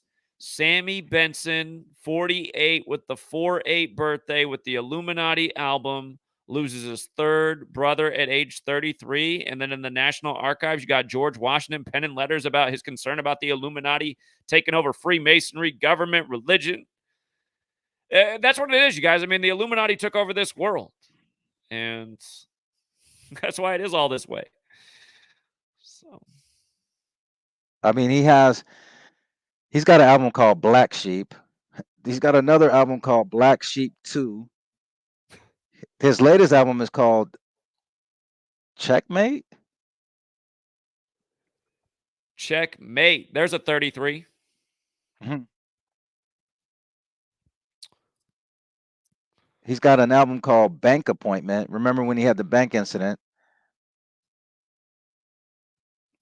He's got an album called For Life with the number 4 and life. For life. Uh-oh. That might be like the Killing Life. Yeah. Oh, I know this song. Neo the Hacker in the chat said, pull up the lyrics to They Schools. I remember that song because I had that album.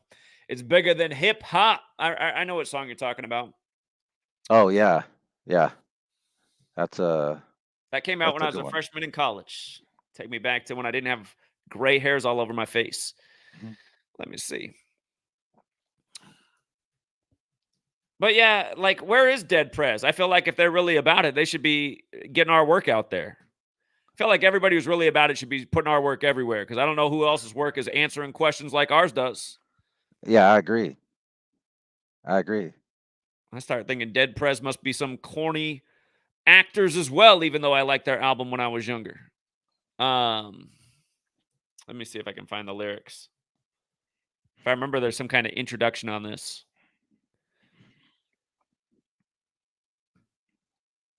Yeah, it says at the beginning, why haven't you learned anything? This is like back around the same time that George W. Bush said, is our children learning? Hey, Man, we should make this song number 479. is that where we are on the list? Have we gotten Yeah. through that many? Yeah, let's make this fun. I think we might have to reduce the list to like at the top 100, man. We have to get back to a more regular schedule, that's for sure. Prez. Yeah, Dead Prez. So song number 479, Dead Prez, Day Schools. Yeah, that's a good one. So Stick, one of the members of the group,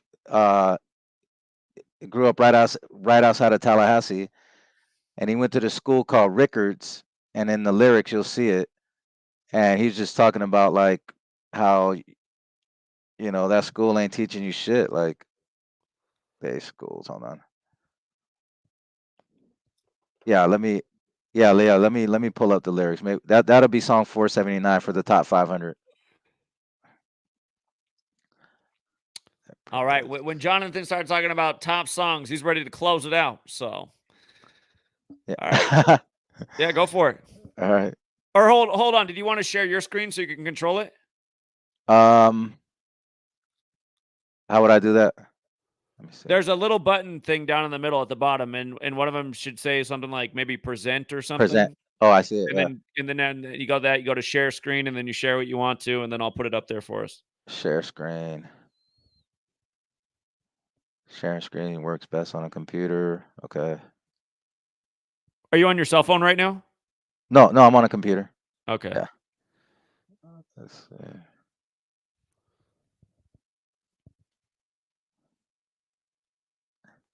Let's see. Share. You see it? There it is. Yeah, yeah, it's up here.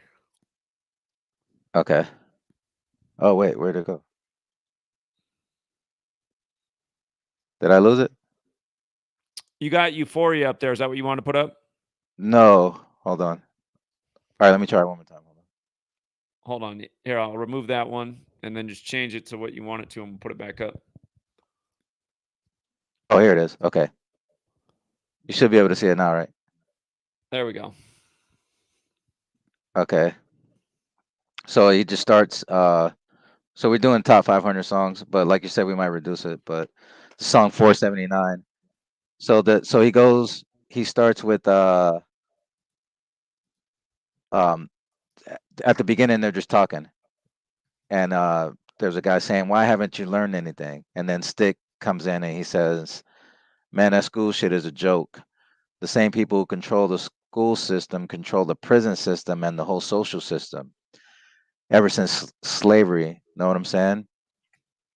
And like I was in college at the time when this song came out, and it really, like when this whole album came out, Let's Get Free, it really made me start to question a lot, and I started doing a lot more research. And they speaking of Big Pun, Dead Prez, they produced a lot of that album, the Capital Punishment album, which equals 2 on 1. They because they were on the same label, Loud Records, and a lot of the beats on Capital Punishment were produced by Stick and Dead Prez. Um, so anyway, so he starts the first verse saying, he says, "I went to school with some redneck crackers right around the Hey, time." just as a heads up, Jonathan, after you're Yeah. done with this, Yep. we're going to bring on a redneck cracker. He's in the back room right now. I'm going to see if you can talk some sense into him. So get prepared for that. Just in time, we got the redneck cracker in the back room. He's coming right up. But go ahead, Jonathan. Sorry. All right. But you can see the lyrics on the screen, right? I can, yeah. Okay. Um, right around the time Third Base dropped the Cactus album. So this was back in the days. But I was reading Malcolm. I changed my name in '89, cleaning parts of my brain like a baby 9. I took their history class serious, front row every day of the week, third period. And I know exactly where this high school is at. It's on the south side of Tallahassee. It's called Rickards. Um, I actually got the meat stick once, because they started at FAMU because they went to Florida A&M. Him and M1. They started, and then they dropped out after they got the deal. After they got the record deal with Loud Records. So anyway, so front row every day of the week, third period, fucking with the teacher's head, calling them racist. I tried to show them crackers some light. They couldn't face it. I got my diploma from a school called Rickards, full of teenage mothers and drug dealing niggas, which that is an accurate depiction because it's one of the worst schools in Tallahassee. It's, I mean, it's probably a lot better now in 2024, but back then it was bad. Um, in the hallways, the popo was always present, searching through niggas' possessions, looking for dope and weapons. Get your lessons. That's what my mom kept stressing. I tried to pay attention, but the classes wasn't interesting. They seemed to only glorify the Europeans, claiming Africans was only 3/5 of human beings. Let's think Which, about that too, actually, with that 3/5 thing, because May 3rd can be written 3/5, and then he got all that attention. Did Kendrick Lamar for that album he put out that day? And I got to go back and look at my notes, but there was something about when Drake was. Oh, I know, Drake Yo the Ruler was killed when Drake was 35 years old. Go ahead, Jonathan. Sorry. okay. Yeah, the Euphoria dropped on 5/3, which is Mhm. what's the real Machiavelli's birthday? The real, yep, May 3rd. And that was the day that Tupac's mom, I guess she died That the was day the day the before. news broke that she died. She died the day before, but all the news broke on the real Machiavelli's birthday in 2016 that she passed. And she died shortly after Prince passed. And Prince, Machiavelli wrote The Prince. Right. And so that goes to show you that Kendrick was like, it was almost like the label was telling him, you know, what to do and how to drop it. Like he drops Euphoria at 8:24 a.m.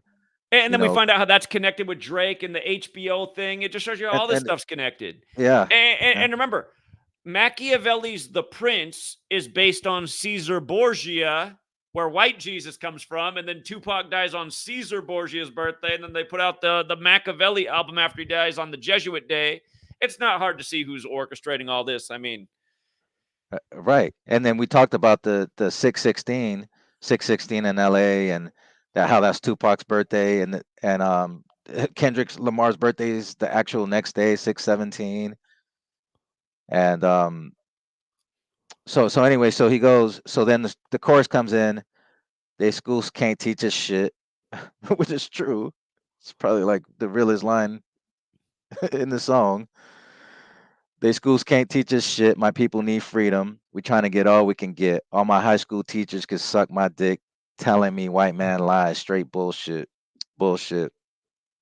They schools ain't teaching us what we need to know to survive. Say let me what? just chime in real quick.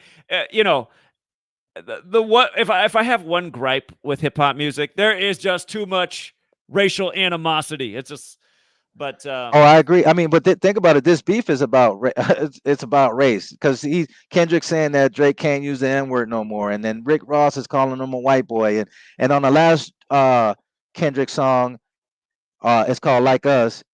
He says that Drake's not a colleague, he's a colonizer, and how he went to Atlanta, and whenever he wants like a record club, he goes finds Future, or he wants some street cred, he goes find he does a song with 21 Savage. So there's a lot of racial undertones in this beef alone, so that proves it right there, like, you know. And and then they try to make Kendrick seem like he's like the Malcolm X of hip hop, you know, or the sure. MLK. Mm-hmm. Mm-hmm. Um, yeah, but that's just the powers that be trying to control the narrative through race. And so here we go. So the interlude comes in, is Stick. You see, dog, you see how quick these motherfuckers be telling niggas get a diploma so you can get a job. Know what I'm saying? But they don't never tell you how the job gonna exploit you every time. Know what I'm saying? That's why I'd be like, fuck they schools. And then verse 2 comes in, which is M1. And this is a good verse because I like the way he starts it. School is like a 12-step brainwash camp. They make you think if you drop out, you ain't got a chance to advance in life. They try to make you pull your pants up. Students fight the teachers and get took away in handcuffs. And if that wasn't enough, they expel y'all. Your peoples understand it, but to them, you're a failure. And that's a good line because you're explaining to your mom what happened and how the teacher tried you. You might have to fight them. Your peoples understand, but to the school system, you're a failure. You're expelled. You know, you're never going to be shit in life. So observation and participation. My favorite teachers, when they beat us in the head with them books, it don't reach us. It's kind of like when you're in school and you're just like learning about Shakespeare, and like, who really gives a fuck about Shakespeare? Like at least when I was in school, I was like, I don't even really. I just like, you just get so disinterested because it's like in reality, like, I mean, we're going to school in the inner city. We got so many problems with our family and drugs and all kind of shit, and then we're going to school to read about Shakespeare. But it Right. doesn't relate to us. Mhm. Right. So that's what he was saying right there. When they beat us in the head in the books, it don't reach us. Whether you break dance or rock suede Adidas or be in the bathroom with your clique smoking reefer, then you know they math class ain't important. unless you adding up cash and multiples. Unemployment ain't rewarding. They may as well teach us extortion, which is true. You either get paid or locked up. The principal is like a warden in a 4-year sentence. Mad niggas never finish, but that doesn't mean I couldn't be a doctor or a dentist.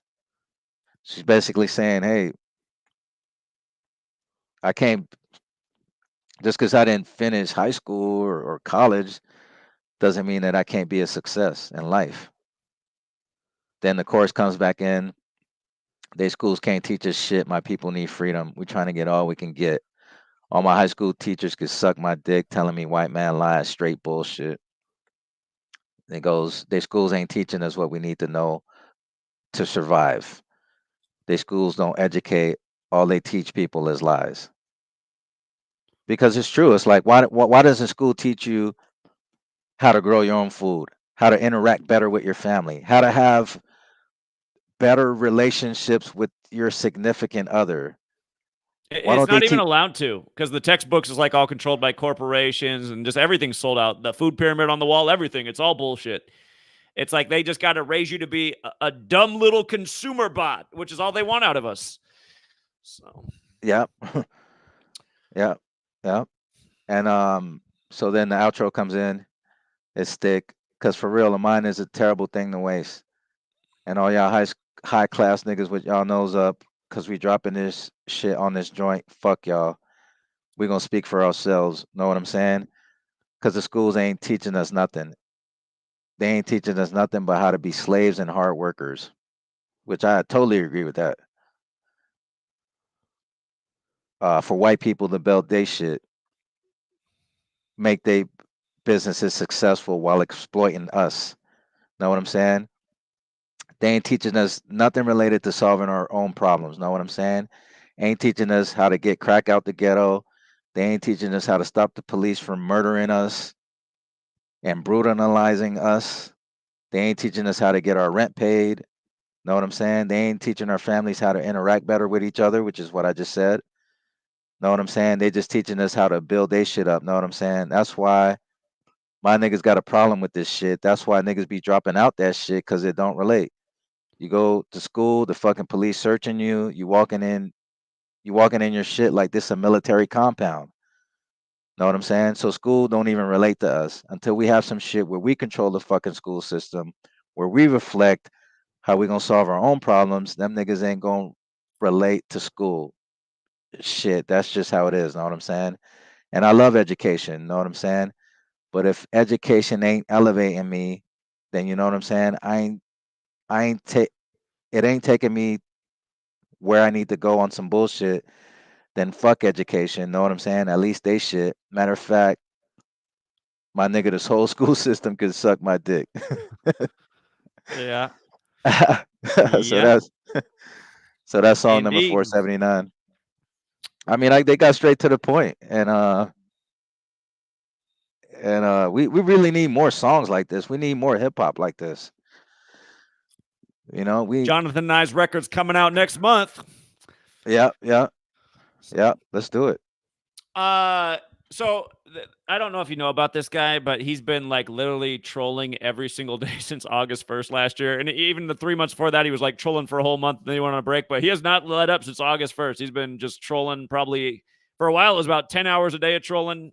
Now we're probably down to 5 hours a day, which is a lot healthier amount to be trolling. It's still way too much down there. But yeah, he wants to come on the stream, and I'm sure he's going to come back to. Are you aware of this guy, Jonathan? I heard you talking about him, but I never really looked into it too much, because the last time we did a show was a while ago. That was on Hip Hop's birthday, which was Sure. August, sometime in August. Sure. So I guess this was around the time he popped up. But I heard you say bits and pieces here and there, but no, I don't know exactly everything going on. Okay. I know he's in the Bay Area and he is a big hip hop fan himself. So who knows? Maybe he's going to stop trolling today and he's got something to add to the show. But the reason I keep giving him a chance every time he hops in a live stream is because I'm just thinking, like, is this going to be the day that he snaps out of his mental illness? And I guarantee he's already subbed your channel, Jonathan. He's probably going to be e-stalking you. since you came on today's stream and we got him in the room. But here he is, the one that goes by Cuts One. Hey, Cuts, can you pull out your little pocket knife and whip it up for the camera? Like you've done if you guys have missed it, it's August 1st. Oh, I heard it, Cuts. Oh. Like, I'm going to take Zach and I'm going to stab him in the neck like this. But the problem is, guys, Cuts is like the same size as my teddy bear, right? So if Cuts was on the street coming up to me with a little pocket knife, I'd be like, oh, shit, this could be fun. Come here, little Cuts. Yeah. Come here, little bitch. I know who you're talking about now. Yeah. Okay, yeah, I heard it Cuts before. Yeah. Here he is. All right, so here he is. All 5'2" of them. What's up, Cuts? What's up, quackery? How come you're still lying about your fake gematria? How come you got some quack fucking guy, Jonathan, over here with some pink fucking looking ass hair saying he's teaching some quacking code? What's up with this fucking garbage? It's not pink, it's red. It's a hat? I can't even tell. I can't even see. I'm on a fucking red. full screen. What? It looks like a pink Gina B. You're a fucking fraud. Your gematria is fake. Okay. But seriously, that right there, he's been doing that for like 10 hours a day, every single day. Well, like I said, the last few months, he's cut it down to about 5 hours a day, but just the same shit over and over. And I just keep thinking, one of these days, he's got to stop. But my God. And by the way, you guys, that was the real 40-year-old virgin as well. So. But what's the problem though? Like, I don't even, because I've been trying to figure out like what mental illness is the problem. No, okay. In all reality, he actually came out to New York for 9/11, and he met a girl there, and then I don't know. I'm guessing other things were little because it didn't last very long, and then he's been trolling ever since. So. Oh, I think I heard you say that. Yeah. Jesus Christ. Yeah. I mean, but I don't understand, like, it's mental illness, like you said. Yeah. Gotta be. Yeah. So for 5 to 10 hours a day? Annoying. He calls Sweet Lady all the time at work, and it's annoying, man. It's annoying. I think he's even trolling my mom now. God. Anyway. Wow. Yeah. I thought he was gonna come on and just try to like have a productive conversation. I was hoping, but it's unlikely. So. But at first he wasn't like that though, right? Well, I thought he was kind of a weird little guy when he came out to New York. I got to be perfectly honest. I was kind of like, I don't know if he belongs here. There's something off about this one. So. Jesus Christ. Well, it's been a nice long stream. Hey, we got 888 people watching. What a number for hip hop. Oh, wow. Wow, that's a lot. that means people have been waiting for you to come back, Jonathan, because that's the most people I've seen in here in a long time. It just climbed up to 894. So Jonathan's fan base is back. Yeah, well, let's keep it going. Let's try to do one every Sunday. I know I kind of fell off, but I was just having some personal issues. Sure, it happens. Yeah, hey, let's aim for every Sunday. We might have to take a break here and there, but I like that plan. So and so what do you want to do as far as the book? Finish it. Well, yeah. I mean, as far as like kind of like what I read. Do you just want to? But even if I take some of the some of the top 10 out, because I got mostly all the words written, and then if we just add the words and then put some illustrations on it, that should be good to go. I already got the intro, but I just need your help on a little bit of the intro. And then the outro, and then that's it. But I want to make it short. I do want to make it short. Well, it could even be like the top 10, 38 specials, and each one could be a book. Each one could be a short book, maybe 10 written pages with not a whole lot of information on there, with some illustrations. Just a bunch of short books, because people have a short attention span. So yeah. And that's the problem. I wrote too much on the first book I wrote. So now I'm just trying to really, really narrow it down. Like, yeah. Yeah. We had somebody else join the stream. Modwarian Activist, can you do me a favor? Can you... I won't put... You obviously don't want to show your face on stream, but can you just show me your face real quick in the back room before I bring you on, just because we brought on some people recently. All right, you can turn it off. I can see you're a real person. Just recently, we brought on some people who tried to ruin the stream by like pulling their pants down or showing pornography. So I didn't want to go that route again. All right, we got somebody who wants to contribute. What's up, man? All right. So look, I've been decoding Jay Dilla, right, as I was listening to your live stream, and the common number, the common number pattern I see with Jay Dilla is 21, and this ranges from his birthday when he was born on February 7, 1974, on a 102, and equals 102. You add up the numbers. Not only that, but from when he blown up from his first album that he produced for the Far Side, Cabin California, was 10 years and 2 months, right? Lab Cabin California equals 120. So like y'all already know like that number pattern, basically. Right. Interesting. Yeah. Hold on, Well, I can show you right now. I wrote about Jay Dilla. Oh, you wrote about Jay Dilla? So Yeah. you already had like the decodes? Yeah, well, I can read you what I got. It won't take long. Okay. Here's 27 again. So understand that the word ritual equals 27, right? 27. So Jay Dilla was born on 2/7/1974. Yeah, I noticed he died on the 38. What was that? Right. This was the day he was born was a date with 83 date numerology, and February 7th is the 38th day of the year. Mm-hmm. And he died on a date with 38 numerology on 2/10/2006 from a combination of TTP, which is a rare blood disease, and lupus. He was a seen that. Repeat that. He was a record producer. Record producer equals 163. 163 is the 38 prime number. He was also a drummer. Drummer equals 38. Oh, and God. me and Zach been talking about drummers forever. How drummers drop dead from bands, rock bands. The word drummer's 38. Check this out, right? Pitchfork ranked his album Donuts number 38 on the list for top albums in 2006. Wait, what website again? Pitchfork. Pitchfork. Pitchfork ranked his album Donuts number 38. That's a more familiar name. Best rap albums? Yeah, number 38 on the list for top albums in 06. This album released on 2/7/2006 on his 32nd birthday, and 3 days later he passed away. You better be right. Hold on. Okay, yeah, I see it. No, this is not a posthumous award. Oh yeah, I'm in the website right now. And then so check it out. Zach, you still there? Uh-huh. Oh, because I was just reading. Mm-hmm. So Kanye West had an article published about him meeting Jay Dilla on Pitchfork. Mm-hmm. This article was published on 3/8/2017. The date 3/8 is kind of like 38. Yeah. Right? Yeah. And then we already seen that. So then he dies. So Jay Dilla died 118 days from Kanye West's birthday in 2006 in LA. Homicide 118, death 118, Los Angeles, California 118. He's considered one of the most prominent producers in hip hop and pop music. His real name was James Yancey, which equals 59. And he was born and raised in Detroit, Michigan. It's no coincidence that there are rappers named 42 Doug and Royce the 5'9", and they're both from Detroit, Michigan. I've explained how they like to bring the numbers 42 and 59 together.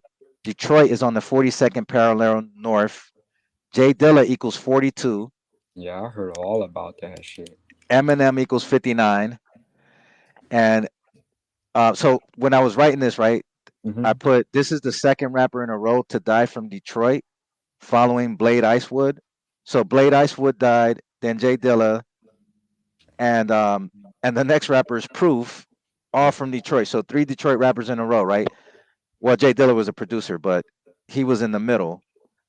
And keep in mind that Jay Dilla and Proof were once in a group together called 5 Elements, and Proof is affiliated with Eminem, right? So Jay Dilla was a member of the group Slum Village 43, Drummer 43, RIP 43. Notice he died on 2/7, kind of like 27, Ritual 27. His last album is called Donuts, which equals 21, Jay Dilla 21, Jesuit 21, Blood 21. And notice he was born on the 7th, and he was dead 3 days later, kind of like 73. 73 is the 21st prime number. Sacrifice 73, Ritual Sacrifice 73. So that's what I got on Jay Dilla. But it's crazy because Blade Icewood died, then Jay Dilla, then Proof. All Detroit affiliated people. That's the hot spot. That's crazy. Damn. So yeah, he was a prominent figure. Man, they already like decoded him. And honestly, man, it's kind of crazy because like these rappers are like real people, and they probably most likely either just don't want to admit it in their contracts and stuff that they got a secret like expiration date for their life in the contract. Do you remember when Diddy said a few years ago he was actually on a stream with Drake, and he was talking about how popular rappers have this number code that goes with them? Do you remember this? I remember that. We got to find that clip somewhere. That clip is somewhere. Let me see that also. The top rappers have a code to them, and there's numbers of Philly. He was saying something like that. Yeah, like he was if somebody out there remembers where that clip is, and you can maybe email it to me, GematriaEffectNews@gmail.com. If anybody has that clip, I would love to play that again. I know it's out there. I remember that. And he was saying that Biggie had the numbers to be who he was going to be. I remember that. I got to go back and look. I forget how it all was. So. Okay.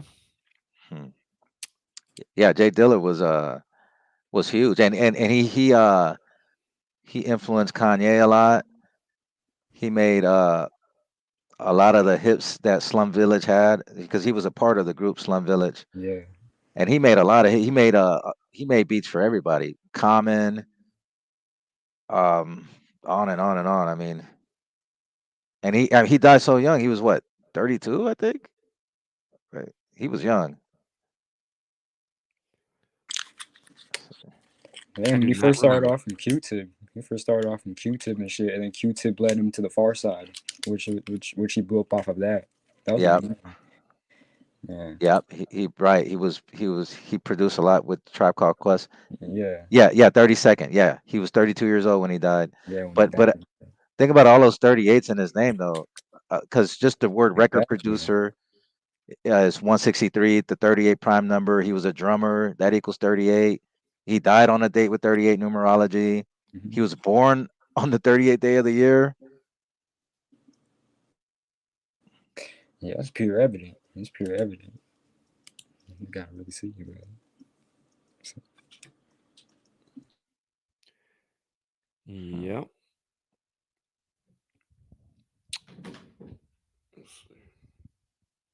Truth does not exist. I think Frank just.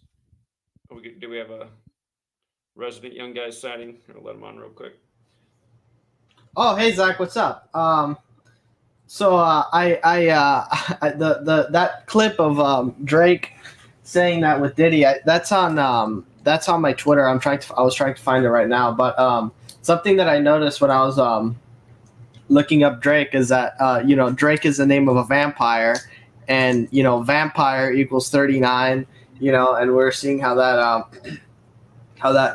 was connected to all this.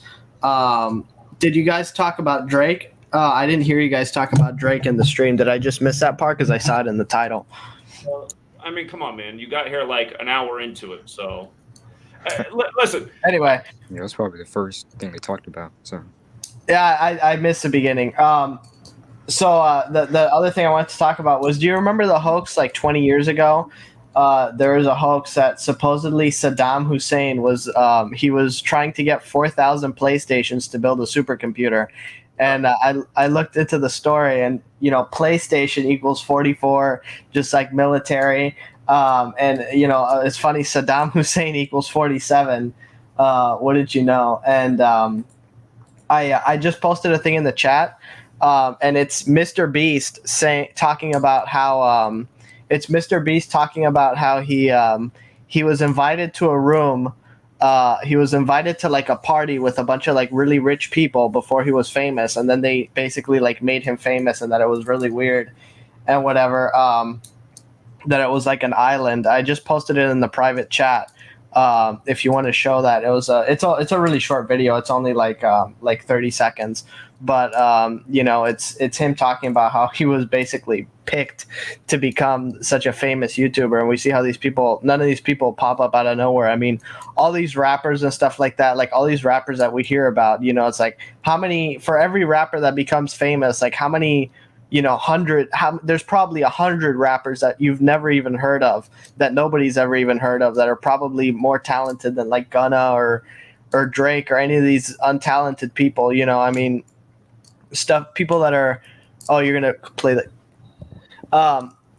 Any of these other untalented people that it's like, that everybody's hearing about, like Gunna and, Lil Baby and all these other people that the mainstream presents to us, people like Taylor Swift. I mean, I've heard people play in my local town that are actually talented musicians, and, you never hear about any of that stuff. And, we see why. Everything's all planned out and coded. It's all, planned out by the 38 code. Rapper equals 38. All these rappers dying by 38, dying on 38. You have Jonathan here who literally predicted Pop Smoke's death, in October. I was there for the stream, and I think it was in March that you, Jonathan, you predicted that Pop Smoke was probably going to die on October, I think it was 11th, that he died. And then, when October 11th came around and I saw you and Zach talking about his death, I was like, oh shit, I remember the prediction. I was there for that video. So it's all fake. It's all planned. And, you guys were talking about how useless school is. And, I was talking about that a couple of weeks ago, how useless school is. They don't teach you anything useful. They don't teach you how to do your taxes. They don't teach you how to, how to drive your car. They don't teach you how to get car insurance or any of those things. They just teach you about Christopher Columbus and, you should trust the mainstream news, and, how trustworthy of a source the mainstream news is, and then, we see everything with the news, how they flip back and forth on everything. So it's like, I don't even understand how people can believe the news anymore, because it's like they flipped and flopped so much, with what they talk about, all their agendas. Whenever they tell people what to do, it's always, oh, we thought it was this. Oh no, actually it's this. Oh no, actually you need to have 5 masks on. Oh wait, no, actually you only need to have 1. And it's amazing how people can still believe them. It's like, it shows how strong the mind control is. If people are under just very severe mind control, that they can still believe these organizations, even though I don't think that they've ever proven themselves to be trustworthy. People just believe and believe and believe, and they don't think about facts. They don't research. People think that you can just become another gender now, and I mean, it's like it's funny how people that are talking about trusting the science can think that a man can become a woman. And you have all the people posting trans women or women and stuff like that. I mean, I don't want to get into it too much, but I want to get the stream taken down. But it's like, and then you see how they teach that stuff in school now. Now school's just about that. We're going to learn about gender and whatever, instead of an actual important topic, instead of how to survive, instead of like Jonathan was saying, how to grow your own food and all this stuff. Oh, I see you're going to play the clip. Are you going to play that 30-second clip of him talking? No, I'm going to play the other thing because it's on topic. But anyway, appreciate it, youngster. Thanks for stopping by. I got to switch the audio settings real quick. So you guys cannot talk for a second because it'll echo you. I got to change the audio so we could play the clip. It'll just take a second. Then I'll put it back so everybody can talk. All right, here is... And I got to switch this audio setting too. And I got a sweet lady calling. Hold on. Play this clip real quick. Wait, hold up. Why is it muted? Something I want to say to you. Okay. So this is something I want to say to you. Very, very important. I've been a studier of music, science, art, mathematician, the actual numbers and codes that goes into it. And so when they talk about the top 5, all of those cats got a special code, 2 years ago, 3 years ago, I couldn't even, I didn't know. let me switch that back.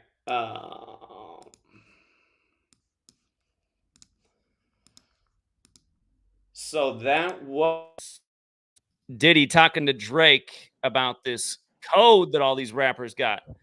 Could John, you play it one more time since I missed it? oh yeah, hold on, I gotta switch the audio settings around again one more time. Okay.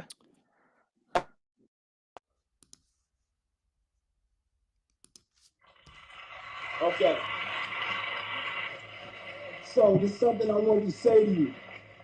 Very, very important. I've been a studier of music, science, art, mathematician, the actual numbers and codes that goes into it.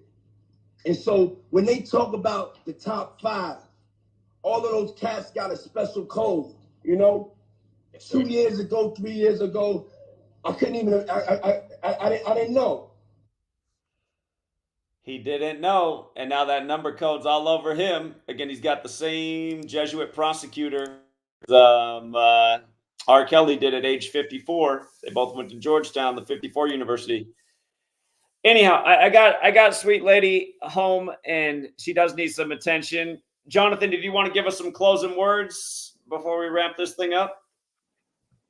Yeah, I just want to say that I'm almost done with the book, and then we're gonna just basically the written part is done. We just got to do the illustration part and the cover. So it's coming. It's coming. All right, all right. And by the way, this comment in the chat about how a Drake is a male duck. Do you know what Kendrick Lamar's last name is?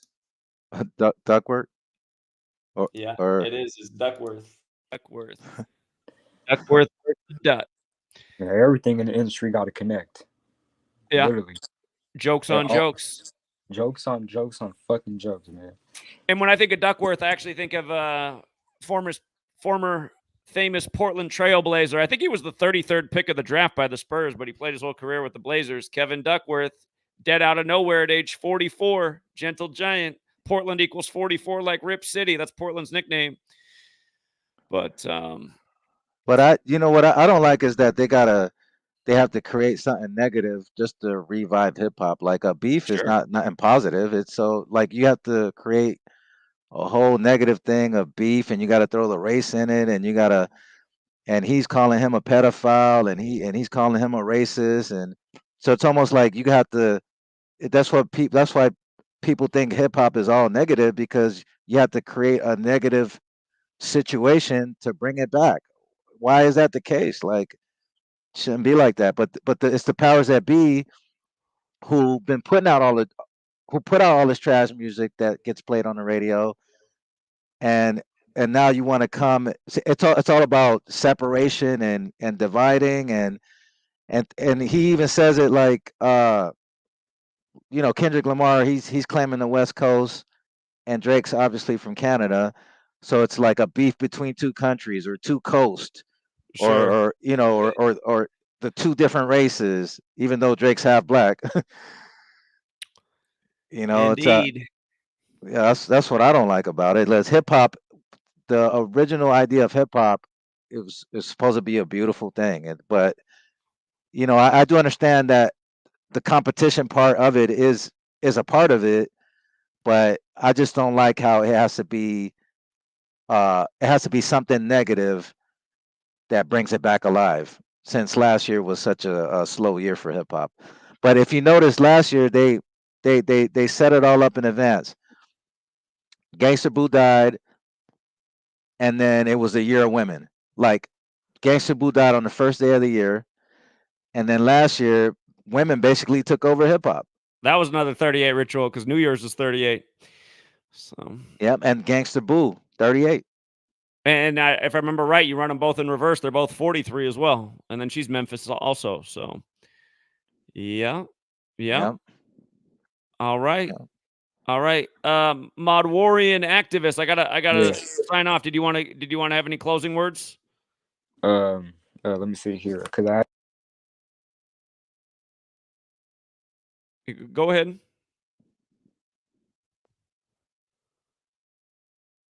Did we lose him? I don't know. Mod Warrior Activist, we can't hear you anymore. Huh. Okay, y'all hear me now? It's There you go. like, oh, it's because I was gonna go to a decode that I got from my phone, but I just can't speak from my mic to switch over there. But one thing I had is one of the members from the coup from Oakland, Pam the Funtress. Pam in I think it was Full Reduction in 51 or something like that.